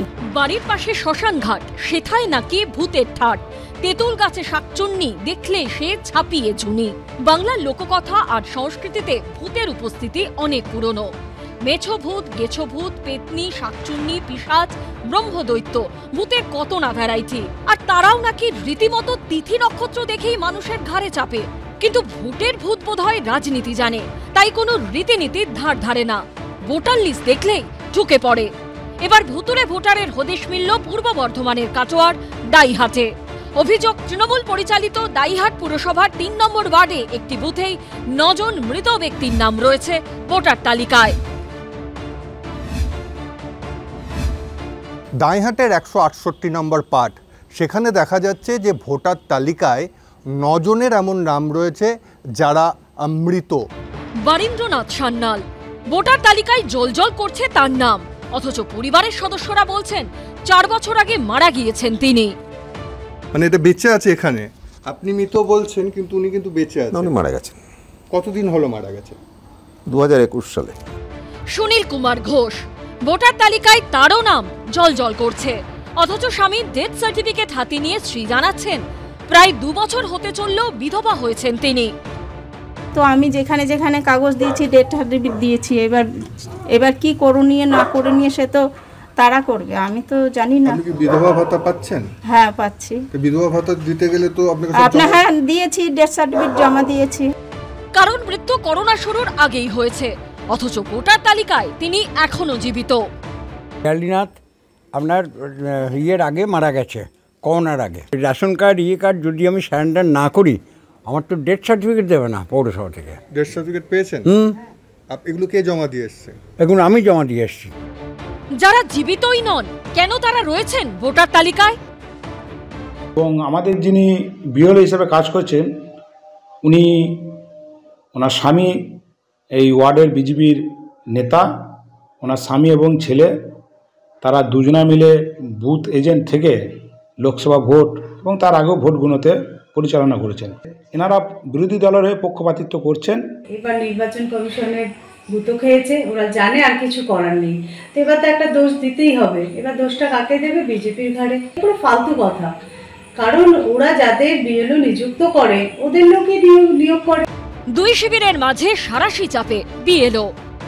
আমি কিছু কিছু নামের জন্য যে দিয়েছিলাম ফর্ম 7 আর ডেথ সার্টিফিকেটটা, যে আমি পার্টিগত দেখে কে বিজেপি করে, কে তৃণমূল করে, কে কংগ্রেস করে, সেই সব ভোটার রেখে দেওয়াটাও আমার কাজ না। সব মিলিয়ে বিধানসভা ভোটের আগে ভুতুরে ভোটার বিতর্কে শাসক বিরোধী সংঘাত চরমে। সূর্যকান্ত বলছেন, মাননীয় বিচারপতি, people should not be dependent on political workers or BLS who have their own political ideology। অর্থাৎ ওনার ধারণাটা খুব, আমি বলবো যে আদর্শ ধারণা। সেটা কি? যে ভোটার আর ইলেকশন কমিশন অফ ইন্ডিয়া এর মাঝখানে কেউ থাকবে না। একজন ভোটার তার নাগরিক দায়িত্ব, কর্তব্য এবং অধিকার পালন করতে গিয়ে তাকে কোনো রাজনৈতিক দল, কোনো রাজনৈতিক নেতা, কোনো রাজনৈতিক কর্মী, এমনকি রাজনৈতিক দলের যারা এই ক্ষেত্রে এজেন্ট বিএলএ, তাদেরও মুখাপেক্ষী যেন না হতে হয়। একেবারে মানে খুব পরিষ্কার ধারণা মাননীয় বিচারপতি সূর্যকান্তের। কিন্তু আমি শুভময়দার কাছে যাব যে এটা করা গেলে নিঃসন্দেহে আমি বলবো এর থেকে বড় স্বস্তিকর কিছু হয় না। কিন্তু আমাদের ভারত এবং রাজ্যের প্রেক্ষিতে এটা কি সম্ভব হবে? প্রথম দেখতে হবে কিন্তু কতজনের ক্ষেত্রে এটা ঘটেছে। ফিরদৌসবাবু যে সংখ্যাটা বললেন তাতে প্রায় ৬০-৭০ লক্ষর মধ্যে যদি মৃত ভোটারের সংখ্যা বাদও দিই, 22 লক্ষ যদি বাদও দিই, ৩০-৪০ লক্ষ যদি প্রত্যেকে গিয়ে চ্যালেঞ্জ করতে শুরু করেন তাহলে গোটা বিষয়টা কিন্তু ভেঙে পড়বে। এর কি যে সমাধান আমার অন্তত জানা নেই। ভোট পেছোবে না নতুন করে কি হবে। আমি ব্যক্তিগতভাবে আশা করছি ফিরদৌসবাবুর সঙ্গে মানে অন্য মতে গিয়ে যে 1-2% মধ্যে এটা থাকবে, কারণ আমি তো চাই বিহার নির্বাচন হোক এবং তার একটা ফলাফল বেরো। দ্বিতীয় হচ্ছে যে কথাটা বারবার আপনারা আলোচনা করছিলেন আপনাদের কাছেই ধার করে, যে আমরা কি চাই, ইনক্লুসিভ করতে চাই বিষয়টাকে, গ্রহণ করতে চাই মানুষকে, নাকি এক্সক্লুসিভ করতে চাই, বর্জন করতে চাই। যদি বিহারের ক্ষেত্রে দেখা যায় এই বর্জন আরবিট্রারিলি হয়েছে এবং প্রচুর পরিমাণে হয়েছে, তখন কিন্তু সরাসরি তদন্তের দাবি করবেন সাধারণ মানুষ। এবার দেশের সংসদীয় গণতন্ত্র কে বাঁচান? আমরা তো চিরটা কাল আমরা দেখেছি যে অভিজিৎ গাঙ্গুলি মহাশয় পশ্চিমবঙ্গে যে প্রশ্নগুলো তুলেছেন, আজকে অত্যন্ত গর্বের বিষয় যে সম্মানীয় মহামান্য বিচারপতি জয়মাল্য বাগচি আমাদের রাজ্যের মানুষ এবং সম্মানীয় সূর্যকান্ত মহাশয় তারা যে কথাটা বলেছেন সেটা কিন্তু সংসদীয় গণতন্ত্রে ইনক্লুসিভনেসের কথা বলেছেন। এবং এটার জন্য তো জুতা আবিষ্কারের কোনো প্রয়োজন নেই যে আমার মাধ্যমিকের সার্টিফিকেট, সেই সার্টিফিকেটটা তো নেটে গিয়ে যে বিএলও আসছেন তিনি চেক করতে পারবেন না। তার মতো আর একটা সার্টিফিকেট আজকের দিনে অত্যন্ত সহজে বানানো যায়। তাহলে সেই সার্টিফিকেট, আমি কোনো মন্দির টন্দিরের কাগজ বলছি না, তার বাইরে ভালো কাগজ বলছি। এখন বামফ্রন্ট আমলে মাধ্যমিকের সার্টিফিকেটটা যদি জালি হয়ে যায়, তৃণমূল অবশ্য চিরকুটের কথা বলবে যে ওই সার্টিফিকেটগুলো চিরকুট ছিল, কিন্তু এই জায়গাটায় এই ডকুমেন্ট বাদ দেওয়ার ব্যাপারটা খুব গোলমেলে ছিল। এর ঠাটরানির মতো জঙ্গি যখন দেখা যায় যে এখানকার ভুয়ো পরিচয়পত্র নিয়ে জঙ্গিপনা করছে এবং নাশকতা করছে, সেটাও সমান আচরণ, একদম সমানভাবে। যেমন রাজকুমার বাবু বারাসাত থেকে ধরা পড়ছেন, যিনি বিজেপির ক্যান্ডিডেট ছিলেন পৌরসভায়, স্বাভাবিকভাবে। এবং একই সঙ্গে এখন 2002 সালের যে ইয়েটা আছে, ইসিআই এর ইয়েটা আছে, সেখানে দেখা যাচ্ছে মানে মজুমদার বাবুর নামটা নেই। মানে সেটা বনগাঁ দক্ষিণের এবং বনগাঁ উত্তর নিয়েও সমস্যা আছে, সেটা আমি বারবার আপনার চ্যানেলে অনেক আগে বলে গেছি। এবং শুভেন্দু বাবু সেটাকে দিয়ে ভিডিও করেছিল। মতুয়া বলে কি এরকম অপমান করা যাবে? 2023 সালের ঘটনা বললাম। দেখুন, কাট অফ ডেট 1 জানুয়ারি 2003 দেওয়া হয়েছে এবং এখানে আপনি রোপার কথা বললেন, অর্থাৎ রেজিস্ট্রেশন অফ পিপল অ্যাক্ট, এবং একই সঙ্গে রেজিস্ট্রেশন অফ ইলেকটোরাল রুলস এর কথা বলেন। এখানে 4টে এইমের কনটেক্সট বলা আছে যে লেজিমেট ওয়েতে আপনি যে এইমটার দিকে যাচ্ছেন, যে লক্ষ্যটা, সেটা লেজিটিমেট ওয়েতে হচ্ছে কিনা, আপনি সেই কথাটা বললেন। তার সঙ্গে সঙ্গে আরো 3টে ছিল, আমি যেটা রেফার করলাম সেটা রিপ্রেজেন্টেশন অফ পিপলস অ্যাক্ট 1950, আমি 51 এর কথা বলছি। রোপার 1960 হচ্ছে রেজিস্ট্রেশন অফ ইলেকটোরাল রুলস। এইখানে থেকে দাঁড়িয়ে আমি বলছি যে তার বাকি যে 3টে রয়েছে দাদা, সেখানে যে উপায়ে আপনি লক্ষ্যটা অর্জন করতে যাচ্ছেন, মিন্স, সেই মিন্সটা কতটা যৌক্তিক, এটা একটা পয়েন্ট ছিল। আর একটা পয়েন্ট ছিল যে আপনি লক্ষ্য পৌঁছানোর জন্য যে উপায়গুলো ব্যবহার করছেন সেটা কি রাইট ইন্ট্রুসিভ, মানে আপনার এখানে কোথাও কি অনধিকার প্রবেশ হচ্ছে কিনা, যেটা বারবার বলা হচ্ছে যে আপনার রাইট টু ইনফরমেশনের যে কনটেক্সট আছে সেই সবগুলো। দাদা একটা এখানে পয়েন্ট আছে, নিশ্চয়ই আপনি বলবেন, আমি বলছি যে আপনি লক্ষ্যের কথা বলছেন, কিন্তু আমি বলছি যে শুরুটাই তো আপনারা করতে দিচ্ছেন না, মানে এসআইআর তো শুরু হবে। মমতাদি খুব পরিষ্কার বলেছিলেন, আপনার চ্যানেলেও আমরা শুনেছি, আমরা লাইভও দেখেছি, একটা জেনুইন ভোটারের নাম যেন বাদ না যায়, একটা জেনুইন, এই শব্দটা আপনারাও দেখিয়েছেন, আমরাও দেখিয়েছি। যে স্বচ্ছ ভোটার তালিকা, মাননীয় সুপ্রিম কোর্ট সেটা বলেছেন যে স্বচ্ছ ভোটার তালিকা হওয়া দরকার। আমরা চেয়েছিলাম সংশোধিত ভোটার তালিকা, মাননীয় সুপ্রিম কোর্ট এসআইআরকে মান্যতা দিয়ে বলেছেন এটা ভোটার বান্ধব। অর্থাৎ আমরা যে দাবি করেছিলাম, আমরা চাইছি যে আমার ভোটার তালিকা স্বচ্ছ হোক, আমার ভোটার তালিকায় যারা বহিরাগত বলে আবার পশ্চিমবঙ্গে অন্য মানে হয়, যারা ভিন দেশীয়, বাংলাদেশি হতে পারে, রোহিঙ্গা হতে পারে, বা যারা আমার বিধানসভা বা লোকসভার ক্ষেত্রে ভোটার নয়, দুজনের থাকবে না, মৃত ভোটার থাকবে না, স্বচ্ছ চাই, সেটাই হয়েছে। কিন্তু দুটো কথা, এক হচ্ছে যে বিজেপির ধাক্কা কেউ বলেনি, নির্বাচন কমিশনের ধাক্কা, এবং নির্বাচন কমিশনের কেন ধাক্কা, নির্বাচন কমিশনই তো বলেছিল যে আমি 65 লক্ষ নাম বাদ দিয়েছি, এর কারুর ব্যাখ্যা আমাদের দিতে হবে না, এই ব্যাখ্যা তো নির্বাচন কমিশন করেছিল। আজকে সুপ্রিম কোর্ট যেটা নির্বাচন কমিশনের মুখপাত্র না, আমি আমার দলীয় মুখপাত্র, এইটা বললে অসুবিধা নেই, আমি সেটা বলছি, কিন্তু ধাক্কাটা খেয়েছে নির্বাচন কমিশনের যে কথাটা উঠলো, আমার যেটা বলতে ইচ্ছা করছে, 65 লক্ষ নাম যেটা বাদ গেছে, নির্বাচন কমিশন আজকে প্রথম কথাটা জানিয়ে রাখা দরকার, আপনিও একটু আগে বললেন যে এটা কিন্তু নির্দেশ নয়, সুপ্রিম কোর্টের এখতিয়ার নেই নির্বাচন কমিশনকে নির্দেশ দেওয়ার, কনসেন্ট অর্ডার দেওয়া হয়েছে, যে ফলে আজকে যেটা বলা হয়েছে অন সাজেশন, প্রথমে বলা হয়েছে এটা consent order starts with on suggestion by this court the following steps has been agreed. অর্থাৎ নির্বাচন কমিশন নাও মানতে পারতেন, কিন্তু তারা মেনেছেন। দেখুন ইলেকশন কমিশন কি বলেছিল, যে আধার ভোটার নেব না, তার কারণ এগুলো অত্যন্ত জাল হচ্ছে, বেশি রকম জাল হচ্ছে, সরকারি নথি জাল হচ্ছে বলে নথিটাই খারিজ হয়ে যাবে, এটা হতে পারে না। বারবার আইনজীবীরা বলেছেন যে কেস টু কেস বিচার করতে হবে। আমার এখানে প্রশ্নটাকে আরেকটু বড় করতে চাইব, সেটা হচ্ছে দেখুন আধার নাগরিকত্বের পরিচয় নয়, ফেয়ার এনাফ, সেটা পরিষ্কার, কিন্তু আধারটা আজকে মান্যতা পেল, পিরিয়ড, এটা নিয়ে কোনো তর্ক হতে পারে না। ইলেকশন কমিশন ইন ইন্ডিয়া যারা নির্বাচন করে, যারা এসআইআর করে, তাদের নিজের যেটা card, epic card, voter card যাতে সাধারণভাবে আমরা বলি, আমি কিন্তু রেশন কার্ডের কথা বলছি না, তার কারণ সেটা তৈরির নানা রকম অসাধু উপায় আছে, সেটা কখনোই আধার বা ভোটার কার্ডের সঙ্গে তুলনীয় নয়। কিন্তু সেইটা আমার অবশ্যই কৌস্তবের কাছে প্রশ্ন থাকবে, আধার মান্যতা পেলে ভোটার কেন মান্যতা পাবে না? সেখানেও তো কেস টু কেস বিচার করা যায়। এক, দুই হচ্ছে আজকে সুপ্রিম কোর্টের অর্ডার, বেশি পুরনো বেশি পিছনে যেতে হবে না, আজকে সুপ্রিম কোর্টের অর্ডারটা কৌস্তব যদি দেখা যায়, সেখানে বলা হচ্ছে যে এই এসআইআরের যে লিস্ট বের হবে সেটা কিভাবে সার্চ করা যাবে, এপিক কার্ডের নম্বর দিয়ে।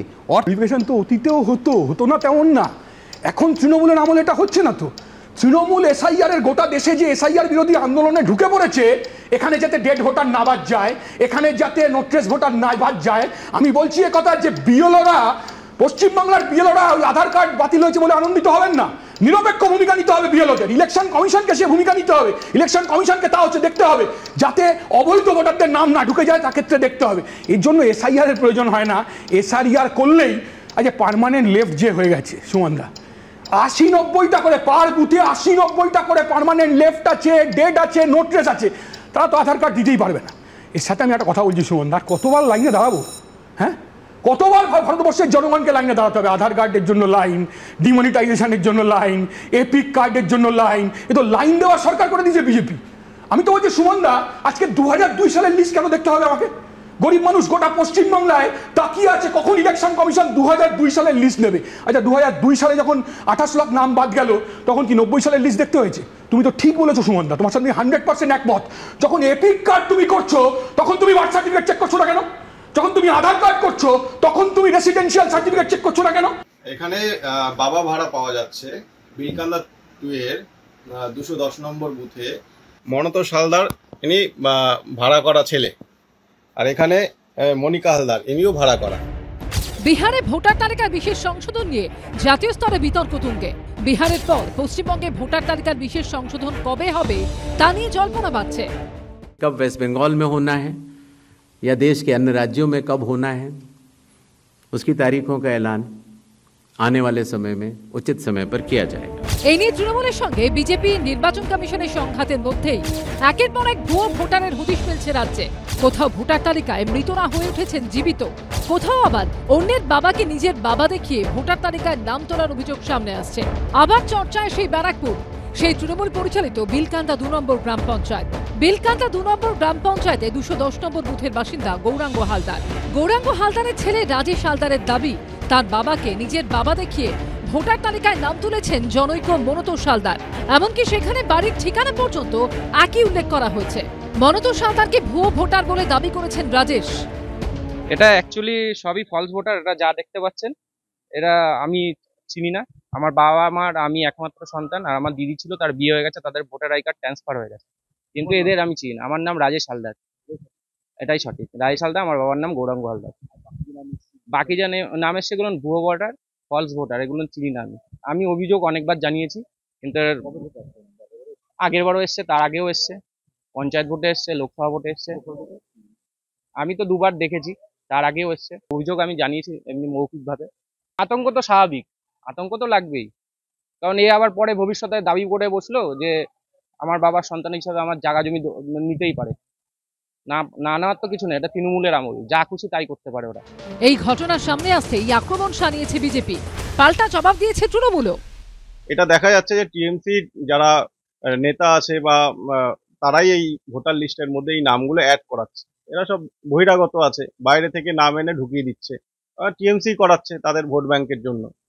যতক্ষণ না এই এসআইআরটা ইমপ্লিমেন্ট হচ্ছে এই রাজ্যে, ততক্ষণ না এই ভুয়ো ভোটারগুলো, এই ভাড়াটে ভোটারগুলো, ভাড়াটে বাবা যে আছে, সেইগুলো সম্পূর্ণরূপে মানুষের সামনে আসবে না। এর জন্য এই এসআইআরটা ইমপ্লিমেন্ট হওয়া অবশ্যই দরকার। ওরা জানলো কি করে বাবা ভাড়া করা হয়েছে? যে অভিযোগ করছে ওরা সাবজেক্ট বোঝে না দাদা, নির্বাচনের যে সাবজেক্ট ওরা বোঝে না, ওরা না বুঝে এই সমস্ত করছে, তার জন্য এই সমস্ত হচ্ছে। আমরা এখন সম্পূর্ণ লিগাল ওয়েতে চলছে, আমাদের পঞ্চায়েত সমিতি অত্যন্ত সিরিয়াস, এসব কাজ নিয়ে আমরা সিরিয়াস কাজ করছি। সেটা ভুলচুক হয় না এটা আমি বলবো না, এইটুকু ব্লকটা 8,500 ফর্ম জমা করে আমরা প্রচুর আমরা নিষ্ঠার সাথে কাজ করছি। পরবর্তীকালে এগুলো যদি আমাদের কাছে অভিযোগ আসে আমরা নিশ্চয়ই এগুলো ক্ষতি থেকে বাদ দিয়ে দেবো। একের পর এক জেলা থেকে ভোটার তালিকায় গড়মিলের অভিযোগ আসছে। জাল নথি তৈরি করা, যা তৈরি করা, এগুলো সব পঞ্চায়েতের থেকে তখন যারা ক্ষমতায় ছিল তারাই বানিয়ে দিয়েছিল। বাংলাদেশ থেকে এসে এই রাজ্যের ভোটার তালিকায় অবৈধভাবে নাম তোলার অভিযোগ স্থানীয়দের একাংশের দাবি। উত্তর 24 পরগনার দেগঙ্গার নূরনগর গ্রাম পঞ্চায়েতের 102 নম্বর বুথে রয়েছেন এমনই 84 জন ভোটার। 2003 সালের ভোটার তালিকায় তাদের নাম না থাকলেও নাম রয়েছে 2025-এর ভোটার তালিকায়। এরা সব অরিজিনাল বাংলাদেশি আর কি। এখানে কারুর বাপ সেজে, কারুর ভাই সেজে, সব বাপ সেজে বেশিরভাগ করেছে আর কি। এরা সব অরিজিনাল বাংলাদেশি। আমি বসবাস করছি আজকের কমসে কম 60 বছর 70 বছর থেকে। যাদের নামগুলো দেখালেন এরা কি এখানকার বাসিন্দা? না না, এরা এখানকার বাসিন্দা না, সব জাল নথিপত্র করেছে। ইনি ঝর্ণা দত্ত। তার দাবি তিনি পশ্চিমবঙ্গে এসে দাদার পরিচয়পত্র দিয়ে ভোটার কার্ড তৈরি করেছেন। আমার দাদা আছে, দাদার বাবা নেই, দাদার প্রমাণপত্র দিয়ে ভোট হয়েছে। বাংলাদেশে আসলাম আমি আজকে 25 বছর। এখানে এসেছি অনেক বছর হচ্ছে, দাদাও চলে আসে, দাদা আমাদের অনেক আগে এসেছিল। ইনি রঞ্জিত চৌধুরী। বিতর্কের মুখে তিনি স্বীকার করে নিয়েছেন যে 2000 সালে পরিবার সমেত ভারতে আসেন, তারপর থেকে রয়েছেন এই দেগঙ্গাতেই। আমি বাংলাদেশ থেকে 2000 আসছি, ছেলেরও ওই সময় আছে, এখানে লেখাপড়া করছে এরা সবাই। ডকুমেন্ট তো এখানে ইয়া করা হয়েছে। 2000-এর জমি কিনছি, জমি দলিল শো করছে, তারপরে রেশন কার্ড আছে, প্যান কার্ড আছে। একই অভিযোগ উঠেছে দেগঙ্গার বাসিন্দা সঞ্জয় চৌধুরীর বিরুদ্ধেও। আমরা তো যখন বাংলাদেশ থেকে এসছি, আমাদের অনেক আগেই এসছি, সেই হিসেবে আমাদের এখানে পঞ্চায়েতের সদস্য তখন যারা ছিল, যারা অভিযোগ করছে, তারাই আমাদের বলেছে এই নথিগুলো দিলে আমাদের মোটামুটি সব এই ভোটার লিস্টে নাম উঠে যাবে। ঠিক আছে, এবার ওই নথিগুলো যারা অভিযোগ করছে তারাই বানিয়ে দিয়েছিল। এই নিয়ে শুরু হয়েছে রাজনৈতিক তরজা। 2002 সালের যে এসআইআর হয়েছিল সেই সময় ভোটার লিস্টে যাদের কাউরি নাম ছিল না, ওই বুথে বরাবরই যারা পঞ্চায়েত সদস্য হয়েছে, বামফ্রন্টের পঞ্চায়েত সদস্য হয়েছে, তারপর তৃণমূলের পঞ্চায়েত সদস্য হয়েছে। ভোটার লিস্টে নাম তোলার জন্য যে লিঙ্কের সার্টিফিকেট সেই পঞ্চায়েত সদস্যর মাধ্যমে যদি নিয়ে থাকে, তাহলে সেই পঞ্চায়েত সদস্য এই ঘটনার সাথে যুক্ত, এই অন্যায় কাজের সঙ্গে যুক্ত। আজকে যারা অভিযোগ করছে তারা হয় তৃণমূলের লোক, নাহলে বামফ্রন্টের লোক। তাহলে সেই সময় তাদের কাছ থেকে কোনো সুবিধা নিয়ে তাদের সার্টিফিকেট করে দিয়ে ভোটার লিস্টের নাম তোলা হয়েছে। এবং আমাদের কাছে নির্দিষ্ট তথ্য আছে যে এক একটা ভোটার লিস্টে নাম তোলার জন্য তাদের থেকে একটা বড় কাটমানি নেওয়া হয়েছে। পাল্টা বিজেপির ঘাড়ে দোষ চাপিয়েছেন স্থানীয় পঞ্চায়েত প্রধান। এই কথাগুলো ভিত্তিই নেই। আমরা তো এসেছি 2 বছর, আমি তো আগে যারা ছিল আগের টার্মসে, আর এটা আমাদের ওখানে আমাদের মানে ভোটার আছে, কিন্তু ওই যারা ঘুষপেটিয়া যারা বাংলাদেশ, সেটা আমাদের ভোটার না, এদের বিজেপি এদের ব্যবহার করে। এখন বামপন্থীদের ঘাড়ে দোষ চাপানো হচ্ছে তৃণমূল বিজেপির পক্ষ থেকে। আমি বলতে চাই 2013 সালে এই নুরনগর গ্রাম পঞ্চায়েতের প্রধান ছিল তুষারকান্তি ঘোষ, বিজেপি, এখন তৃণমূলে। অর্থাৎ এই দুই দলের পক্ষ থেকে এরা টাকা পেলে আপনার এই ভোটার লিস্টের নাম তোলা থেকে শুরু করে জন্ম সার্টিফিকেট, ডেথ সার্টিফিকেট সবই দিতে পারে।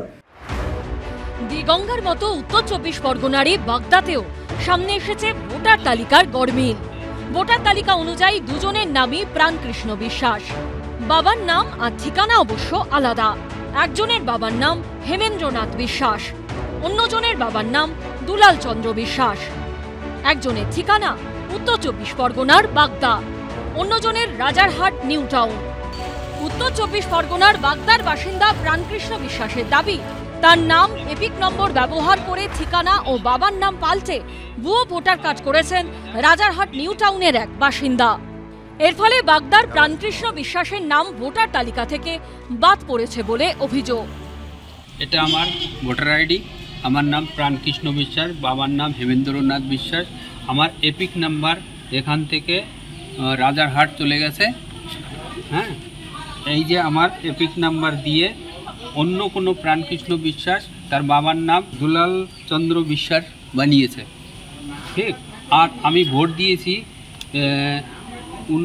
2016-তে এবং 2019-এ আর 2020-তে, আর 24-এ আমি আসার পরে দেখি কি ভোট আমার কেটে গেছে।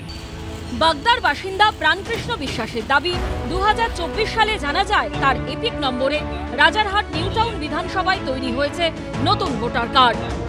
আমি ভোট দিতে আসি 2024-এ, তখন এসে দেখি আমার ভোট নেই। তখন আমি অনলাইনে চেক করার পরে দেখি অন্য আর এক প্রাণকৃষ্ণ বিশ্বাস, সে রাজারহাট নিউ টাউনে চলে গেছে ভোট, আমার এপিক নাম্বার চুরি করে। বাগদার ভিডিওর কাছে অভিযোগ জানিয়েছেন তিনি। অভিযোগ খতিয়ে দেখার আশ্বাস দিয়েছেন ভিডিও। উনি এসেছিলেন, ওনার কমপ্লেনটা পেয়েছি। উনি এখানকার ইলেক্টর ছিলেন। গত 2-3টে সালের ভোটার লিস্ট আমি দেখেছি। ওনার কমপ্লেনের ভিত্তিতে আমাদের তদন্ত চলছে। কিছুদিন আগে গাইঘাটাতেও একই রকম অভিযোগ সামনে আসে। গাইঘাটার সুটিয়া গ্রাম পঞ্চায়েতের পরিমল দাসের বাবার নাম ও এপিক নম্বর একই রেখে ছবি ও ঠিকানা বদলে রাজারহাট নিউ টাউন বিধানসভায় নতুন ভোটার কার্ড তৈরির অভিযোগ ওঠে। এর ফলে ভোটার তালিকা থেকে বাদ পড়ে পরিমল দাসের নাম। এবার একই রকম অভিযোগ নিয়ে ভিডিওর দ্বারস্থ হলেন বাগদার বাসিন্দা। ভোটার তালিকার বিশেষ সংশোধনের আবহে যখন ভুয়ো ভোটার আর মৃত ভোটার নিয়ে রাজ্য জুড়ে শোরগোল চলছে, তখন পরিযায়ী শ্রমিকদের ভাতা দেওয়ার রাজ্য সরকারের নতুন প্রকল্প নিয়েও বিতর্ক চরমে। যারা ফিরে আসবেন এককালীন ভ্রমণ সহায়তা সহ আমরা 5,000 টাকা দেব। এখন একটা চালের বস্তা আপনার নিচে 1,000 টাকা বস্তা নিচ্ছে। প্রাথমিকভাবে এককালীন 5,000 টাকা আর বিকল্প কাজের ব্যবস্থা না হওয়া পর্যন্ত প্রতি মাসে 5,000 টাকা করে পুনর্বাসন ভাতা। ভিন রাজ্য থেকে যে পরিযায়ী শ্রমিকরা রাজ্যে ফিরে আসবেন তাদের জন্য 4 দিন আগেই শ্রমশ্রী প্রকল্পের ঘোষণা করেছেন মুখ্যমন্ত্রী মমতা বন্দ্যোপাধ্যায়। কিন্তু নানা মহলে প্রশ্ন হচ্ছে, এই প্রকল্পে উৎসাহিত হয়ে কি আদৌ পরিযায়ী শ্রমিকরা রাজ্যে ফিরে আসবেন? ভিন রাজ্য থেকে ফিরে আসার পর পশ্চিমবঙ্গে স্থায়ী কাজ তাদের কে দেবে? এই আবহেই বৃহস্পতিবার শালিমার স্টেশনে দেখা গেল এই ছবি। এই মুহূর্তে আমরা রয়েছি শালিমার স্টেশনে একটা ট্রেনের মধ্যে। সেখানে দেখা যাচ্ছে হাজার হাজার পরিযায়ী শ্রমিক, তারা কার্যত গাদাগাদি করে তারা দক্ষিণ ভারতের বিভিন্ন রাজ্য, কেরালা, কর্ণাটক অথবা অন্য রাজ্যে তারা পাড়ি দিচ্ছেন। কেউ রাজমিস্ত্রি, কেউ কাঠমিস্ত্রি, কারো বাড়ি মালদায়, কারো বা মুর্শিদাবাদে। কাজের খোঁজে গন্তব্য দক্ষিণ ভারত। 5,000 টাকার উল্টো হিসাব বুঝিয়ে দিচ্ছেন তারা। কত টাকা পাও? ও পার ডে আমাদের 1000-1200 টাকা রোজ পড়ে। আর এখানে 300-200 টাকাও হয় না। এখানে টাকাটা ফ্যাক্টর, এখানে কাজ নেই, টাকা কোথার থেকে হবে? এই সামনে দুর্গাপুজো, আমাদের খরচা নেই। 500 টাকা হয়? আপনি বলুন তো। এই বাড়ি থেকে এখানে এসছি, 1000-1200 টাকা খরচা হয়ে গেছে। আর কোথার থেকে দেবে? হ্যাঁ, দেওয়ার একটা রাস্তা আছে, সেটা আপনাদের সামনে বলা অসম্ভব। কেরালা কাজে যাচ্ছে। কি কাজ আছে? ও রাজমিস্ত্রির কাজ। আর কি করবো, রোজ আপনার ওই 1000 টাকা দেয়। এখানে আমরা কাজ করলে 500 টাকা দেয়। 5000-এ তো আমাদের সংসার চলবে না। এখন একটা চালের বস্তা আপনার নিচ্ছে 1000 টাকা বস্তা নিচ্ছে। পরিযায়ী শ্রমিকরা ফিরে আসার পর কাজ না পাওয়া অবধি সর্বোচ্চ 1 বছর মাসে 5000 টাকা করে ভাতা প্রদানের কথা ঘোষণা করেছেন মমতা বন্দ্যোপাধ্যায়। যারা ফিরে আসবেন এককালীন ভ্রমণ সহায়তা সহ আমরা 5000 টাকা দেব। পুনর্বাসন ভাতা মানে আমরা ফিরে আসার পর 12 মাস মানে 1 বছর নতুন কাজের ব্যবস্থা না হওয়া অবধি প্রতি মাসে তাদের 5000 টাকা করে দেওয়া হবে। হায়দ্রাবাদ যাচ্ছে, হায়দ্রাবাদ শাটারিং সংসার কি চলবে 5000? আমরা ওখানে 20,000 পাচ্ছি, তাও চলছে না। परिवर्तन का कमल खिलाना है। विकसित बांग्ला मोदीर गारंटी। পরিযায়ী ইস্যুর পাশাপাশি বঙ্গ রাজনীতি সরগরম প্রধানমন্ত্রীর সফর ঘিরে। বছর ঘুরলেই বিধানসভা ভোট, তার আগে ফের রাজ্যে আসছেন নরেন্দ্র মোদী। শুক্রবার দমদমে প্রশাসনিক ও রাজনৈতিক সভা করবেন তিনি। গত 3.5 মাসে এই নিয়ে তৃতীয়বার বাংলায় আসছেন প্রধানমন্ত্রী। প্রথমে উত্তরবঙ্গের আলিপুরদুয়ার, তারপর শিল্পাঞ্চল দুর্গাপুরের পর এবার উত্তর 24 পরগনার দমদমে জনসভা করবেন নরেন্দ্র মোদী। टीएमसी यहाँ के एजुकेशन सिस्टम पर करप्शन और क्राइम का डबल अटैक कर रही है। আগে দুটি সফরের মতো এবারও পশ্চিমবঙ্গ সফরে আসার আগের দিন প্রধানমন্ত্রী এক্স হ্যান্ডেলে লেখেন, আমি কলকাতায় বঙ্গ বিজেপি নেতৃত্বের সঙ্গে সমাবেশে যোগ দিতে আগ্রহী। তৃণমূল কংগ্রেসের বিরুদ্ধে দিনে দিনে জনরোষ বাড়ছে। উন্নয়নের জন্য পশ্চিমবঙ্গের মানুষ অনেক আশা নিয়ে বিজেপির দিকে তাকিয়ে রয়েছে। আগেকার দিনের রেকর্ডে পিন আটকে যেত, একটা জায়গায় এসে বারবার একই কথা, আব কি বার, আব কি বার, আব কি বার, আব কি বার, 200 পার আর হয় না, ক্রমশ কমে যায়। তো ফলে এই ফাটা রেকর্ডের মতো এই কথাগুলো 16 সালে, 21 সালে, এরপরে পঞ্চায়েতে, এরপরে লোকসভায় আমরা শুনেছি। বাংলায় লোকসভায় বিজেপির আসন কমেছে, তৃণমূলের বেড়েছে। উনি আবার একই ধরনের কথা বলছেন ফাটা রেকর্ডের মতো। পশ্চিমবঙ্গের বাঙালি, পশ্চিমবঙ্গের সনাতনী বাঙালি, পশ্চিমবঙ্গের হিন্দু বাঙালি, পশ্চিমবঙ্গের আপামোড় বাঙালি, বাংলাভাষী বাঙালি, বাংলাদেশি নয়, তারা মুখিয়ে আছে, তারা বীতশ্রদ্ধ মমতা বন্দ্যোপাধ্যায় নেতৃত্বাধীন এই তৃণমূল কংগ্রেসের বিরুদ্ধে। একদিকে উন্নয়ন, অন্যদিকে প্রত্যাশা, পরিবর্তনের প্রত্যাশা, নূতন সরকারকে নিয়ে আসার প্রত্যাশা, এবং সেই প্রত্যাশার মূল মন্ত্র উন্নয়ন। যে কথা বারবার প্রধানমন্ত্রীজি বলেন যে বিকশিত ভারত, বিকশিত বাংলা। এক সফরে প্রশাসনিক সভা, রাজনৈতিক সভা, মেট্রো লাইনের উদ্বোধন। শুক্রবার রাজ্যে ঠাসা কর্মসূচি নরেন্দ্র মোদীর। পুজোর ঠিক আগে শহর জুড়ছে নতুন 3 মেট্রো লাইনে। একদিনে মেট্রোয় জুড়ছে 14 কিলোমিটার রাস্তা। শুক্রবার মেট্রোর এই 3টে সম্প্রসারিত লাইনের উদ্বোধন করবেন নরেন্দ্র মোদী। যশোর রোড স্টেশন থেকে মেট্রো পরিষেবার উদ্বোধনের পর দমদম বিমানবন্দর স্টেশন অবধি মেট্রোতে সফর করবেন প্রধানমন্ত্রী। তারপর একই রুটে ফিরবেন তিনি। তার আগে প্রধানমন্ত্রী এক্স হ্যান্ডেলে লিখেছেন, কলকাতার মানুষের মধ্যে থাকতে পারা সবসময় আনন্দের, কারণ এই শহরের উন্নয়নের জন্য আমরা প্রতিশ্রুতিবদ্ধ। বিমানবন্দরের পাশাপাশি আইটি হাব অঞ্চলের যোগাযোগ ব্যবস্থা উন্নত হবে। শুক্রবার মেট্রো পথে জুড়ছে দমদম বিমানবন্দর। নোয়াপাড়া থেকে দমদম ক্যান্টনমেন্ট যশোর রোড হয়ে সোজা পৌঁছে যাওয়া যাবে দমদম বিমানবন্দরে। এর ফলে দিল্লি মুম্বাইয়ের মতো মেট্রো পথে যুক্ত হবে কলকাতা বিমানবন্দরও। দমদমের পর নোয়াপাড়া, নোয়াপাড়ার পরে 3টে station, Dumdum cantonment, Jessore road এবং তারপরে এই এয়ারপোর্ট স্টেশন। এই মুহূর্তে শেষ মুহূর্তে প্রস্তুতি চলছে, ট্রায়াল দিয়ে দেখেও নেওয়া হচ্ছে যে এখানে ট্রেন চলাচলে কোনো সমস্যা হয় কিনা। এই মুহূর্তে একটি চীনের যে ডালিয়ান রেকগুলি এসেছিল সেটা দিয়ে ট্রায়াল সম্পূর্ণ করা হচ্ছে। সম্ভবত এই নির্দিষ্ট রেকটিকে ব্যবহার করা হতে পারে, কারণ শুক্রবার যেদিন উদ্বোধন হবে সেদিন যশোরে উদ্বোধনের পর এই একটি স্টেশন মেট্রোতে করেই কিন্তু প্রধানমন্ত্রীর এয়ারপোর্ট অবধি আসার একটা সম্ভাবনা রয়েছে। এখন যেহেতু একাধিক রুটে মেট্রো চলে, তাই নোয়াপাড়া দমদম বিমানবন্দর মেট্রো পথে যুক্ত হলে সুবিধা হবে যাত্রীদের। নোয়াপাড়া থেকে এয়ারপোর্ট বা জয় হিন্দ এবং এয়ারপোর্ট থেকে নোয়াপাড়া, ভবিষ্যতে এই দিকেই কিন্তু ট্রেন এগিয়ে যাবে বারাসাতের দিকে, যে কাজ ইতিমধ্যে শুরু হয়ে গেছে। অন্তত বিরাটি অবধি কাজ করার যে টেন্ডার সেগুলো কিন্তু তার প্রস্তুতি সবই শুরু হয়ে গিয়েছে। এয়ারপোর্ট থেকে যশোর রোড পর্যন্ত ভাড়া লাগবে 5 টাকা, দমদম পর্যন্ত আসতে লাগবে 30 টাকা। হাওড়া বা শিয়ালদা পৌঁছতে যাত্রীদের দিতে হবে 50 টাকা ভাড়া। সর্বোচ্চ ভাড়া সেক্টর 5 পর্যন্ত 70 টাকা। এর পাশাপাশি এবার মেট্রো পথে যুক্ত হবে ধর্মতলা শিয়ালদা। এর ফলে হাওড়া ময়দান থেকে সেক্টর 5 পর্যন্ত যাওয়া যাবে, যাত্রীদের সময় বাঁচবে। 8 ঘন্টায় হাওড়া ময়দান থেকে সেক্টর 5 পৌঁছে যাওয়া যাবে। শিয়ালদা থেকে ধর্মতলা পৌঁছে যাওয়া যাবে মাত্র 3 মিনিটেই। 2019 এবং তৎপরবর্তী বিপর্যয় বউবাজারের যে অবস্থা হয়েছিল, সেখানে মেট্রোর কাজ সম্পূর্ণই করা যাচ্ছিল না।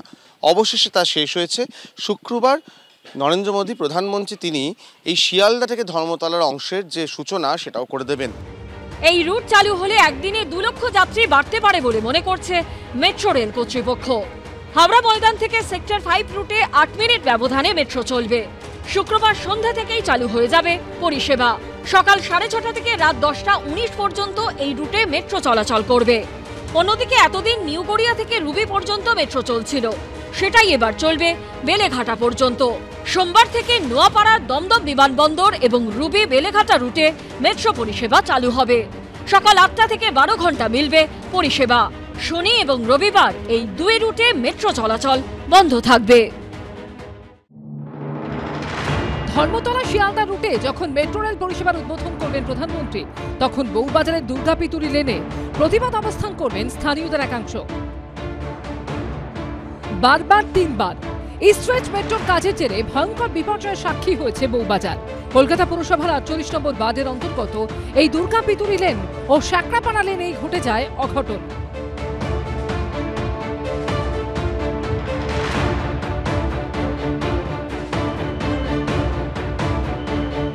টানেল বোরিং মেশিন দিয়ে ইস্ট ওয়েস্ট মেট্রো প্রকল্পের সুড়ঙ্গ খোঁড়ার সময় বিপত্তি বাধে, ভেঙে পড়ে একাধিক বাড়ি।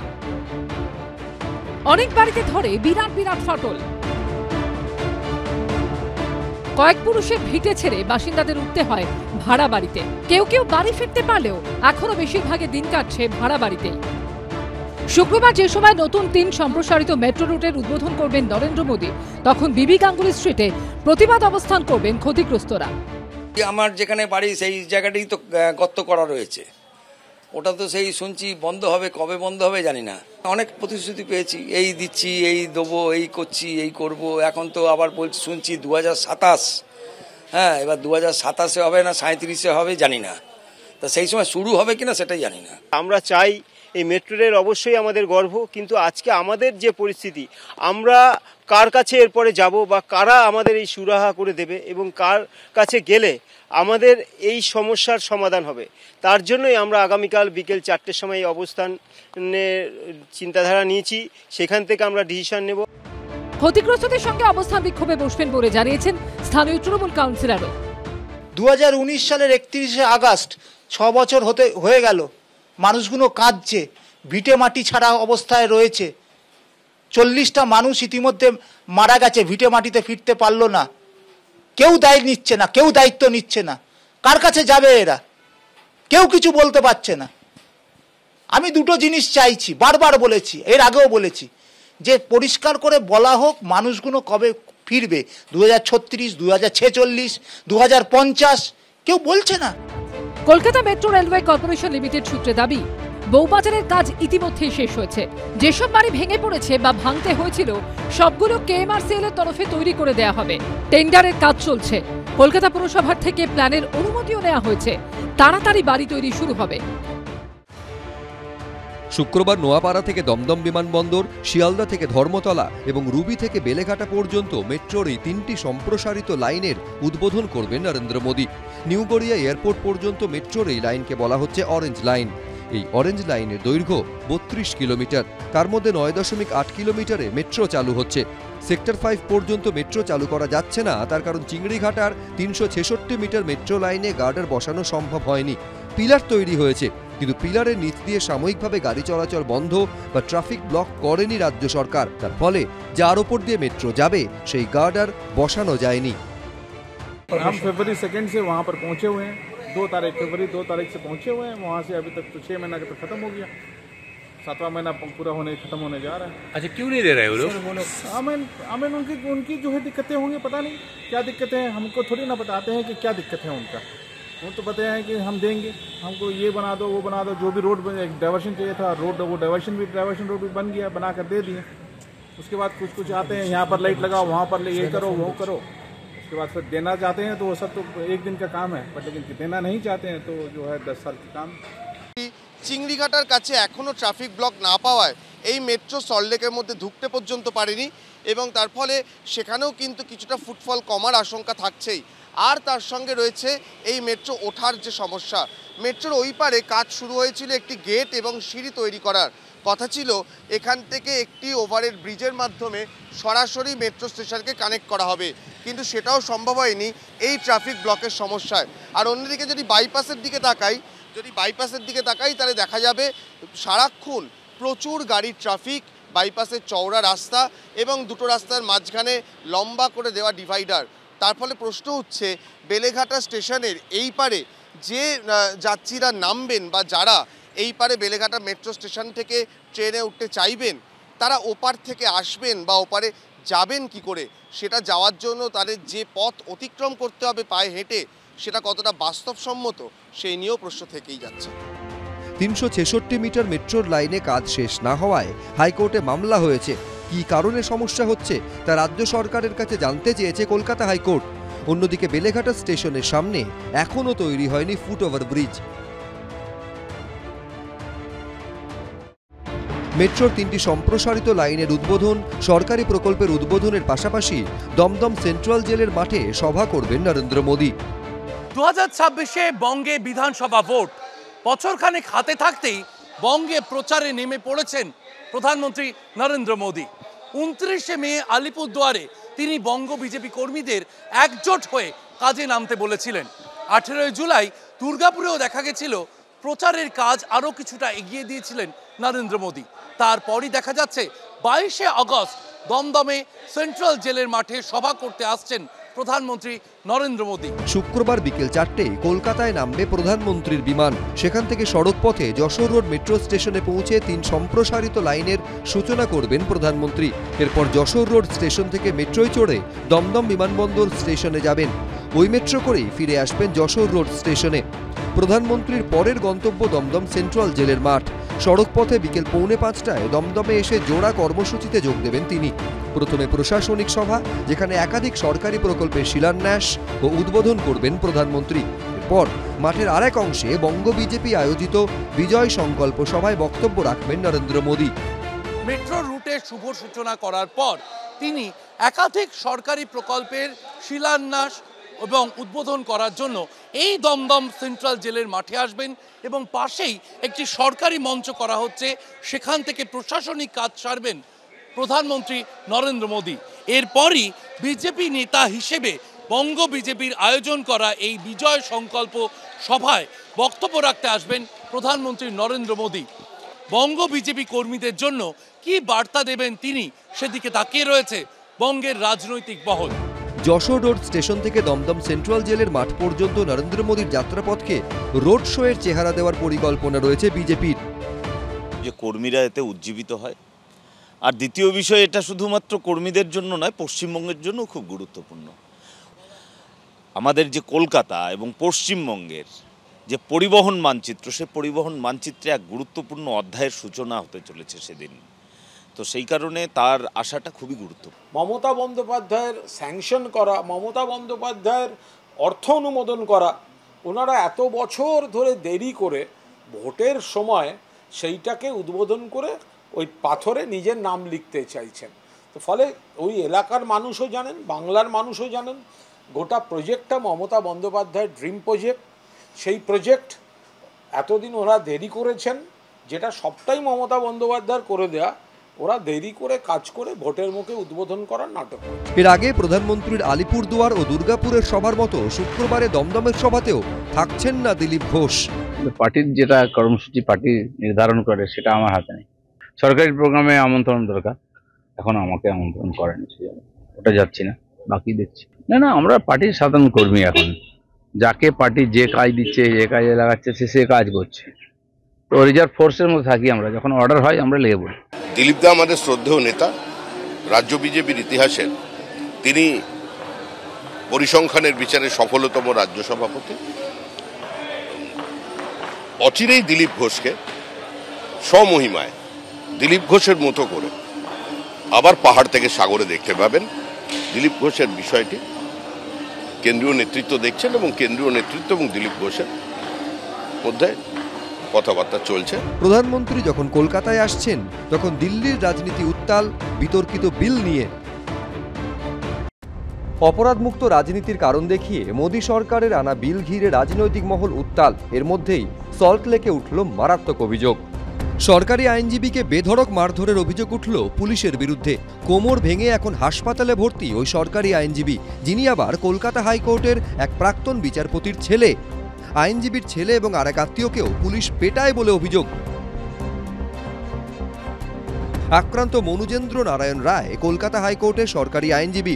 তার বাবা প্রয়াত রণেন্দ্র নারায়ণ রায় কলকাতা হাইকোর্টের বিচারপতি ছিলেন। বুধবার রাতে সল্টলেকের একে ব্লকে সরকারি আইনজীবীর বাড়ির কাছেই তাদের গাড়ি রাখা ছিল। ঠিক যে জায়গায় আমরা দাঁড়িয়ে আছি এই হচ্ছে ঘটনাস্থল। সামনে এখানে দেখা যাচ্ছে একাধিক মোড় রয়েছে, 3 মাথার মোড় এখানে সামনে, ঠিক সেখানে তাদের গাড়ি ছিল এবং তাদের বাড়ি ঠিক উল্টো দিকে যে গলি, আমরা যেখানে দাঁড়িয়ে আছি উল্টো দিকে যে গলি, সেই গলি দিয়ে সোজা গেলে তাদের বাড়ি পড়ে, কিন্তু ওখানে ট্রাফিক কনজেশন হয় বলে তারা এখানে গাড়ি রেখেছিলেন। অভিযোগ, গাড়ি আনতে যাওয়ার সময় মনুজেন্দ্র নারায়ণ রায়ের ছেলেকে ধরে তার পরিচয় জানতে চান সাদা পোশাকে থাকা 2 পুলিশকর্মী। সরকারি আইনজীবীর ছেলে প্রশ্ন করায় পুলিশকর্মীরা তাকে মারধর করে গলা টিপে ধরেন। মিথ্যা মামলায় ফাঁসিয়ে দেওয়ার হুমকি দিয়ে একজন অ্যাসিস্ট্যান্ট সাব ইন্সপেক্টর তাকে চড়ও মারেন বলে অভিযোগ। সিভিল ইউনিফর্মে 2 জন লোক আমায় অ্যাপ্রোচ করে, খুবই রুড টোনে জিজ্ঞেস করে আমার বাড়িটা কোথায়। আমি বলেছি এই তো এই পাড়ায় থাকি। জিজ্ঞেস করলাম ওনাকে কি কাকু এক্স্যাক্টলি হয়েছে কি। ওনার ফর সাম রিজন মাথা গরম হয়, উনি হিট করেন আমাকে। তার বাদে ডিউরিং মানে আমার মারার সময়, যেহেতু আমি রিটালিয়েট করেছি সেলফ ডিফেন্সে, আমাকে উনি বলেন যে পুলিশের গায়ে হাত তুলেছো, তোমার পুরো ক্যারিয়ার নষ্ট করে ছাড়বো। আমি আরো অনেক থ্রেট দিয়েছে। ওরা প্রথমে 2 জন ছিল, পরে আরো 2 জন এসছে। সামনে এসেছে এই সিসিটিভি ফুটেজ, যেখানে এই ব্যক্তিকে সামনে থাকা তরুণের ওপর হাত চালাতে দেখা যাচ্ছে। এরপর ওই ব্যক্তিকে লক্ষ্য করে পা চালান এই তরুণও। অভিযোগ, ছেলেকে বাঁচাতে এসে পুলিশের হাতে আক্রান্ত হন সরকারি আইনজীবী মনুজেন্দ্র নারায়ণ রায়। এএসআই লাথি মারায় পড়ে গিয়ে তার কোমরের হাড় ভাঙে বলে অভিযোগ। এই জায়গায় ঠিক গতকাল কি ঘটনা? এই জায়গাটা যখন আমার ছেলেকে আমার হাজব্যান্ড বাঁচাতে আসে, পুলিশরা ধাক্কা মেরে ওখানে ফেলে দেয়।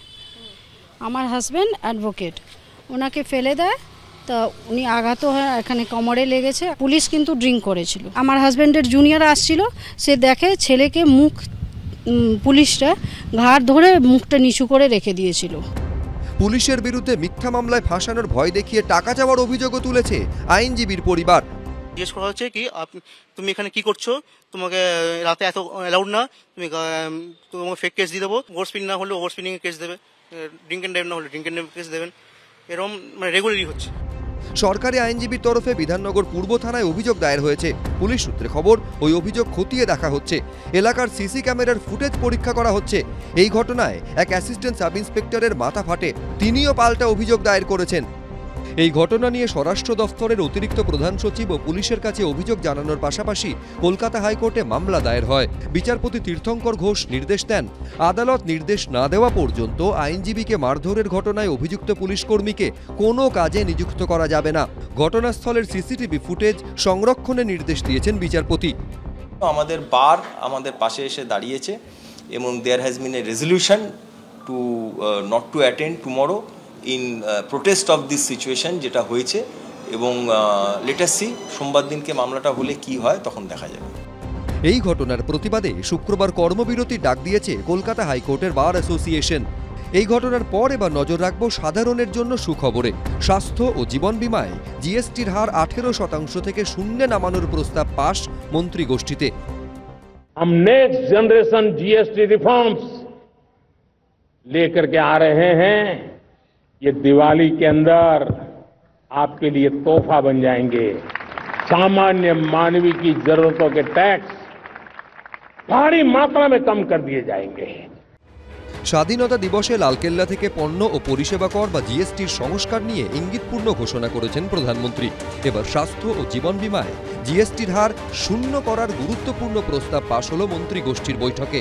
বর্তমানে জীবন বীমা এবং স্বাস্থ্য বীমায় 18% জিএসটি নেওয়া হয়, তাই শেষ অবধি জীবন বীমা এবং স্বাস্থ্য বীমার ওপরে কোনো জিএসটি না থাকলে বড়সড় স্বস্তি পাবেন সাধারণ মানুষ। এটা বহুদিনের প্রত্যাশা ছিল এবং এক ধরনের দাবি ছিল যে যারা স্বাস্থ্য বীমা করাচ্ছেন তাদের কেন 18% জিএসটি দিতে হবে, কারণ স্বাস্থ্য বীমার অর্থই হলো যে সরকারের উপর থেকে দায়িত্ব কমিয়ে দেওয়া। আমি স্বাস্থ্য বীমা করা মানে স্বাস্থ্য বীমা কোম্পানি আমাকে কভার করবে, সরকারি হাসপাতাল কিংবা অন্য হসপিটালে খরচটা কমবে। আজকে 30,000 টাকা যে স্বাস্থ্য বীমা সেটার দাম হয়ে গেছে প্রায় 49,000 টাকা। সেখানে চাহিদা বাড়াবে স্বাস্থ্য বীমা যদি 18% থেকে 0% জিএসটি স্ল্যাবে নেমে আসে।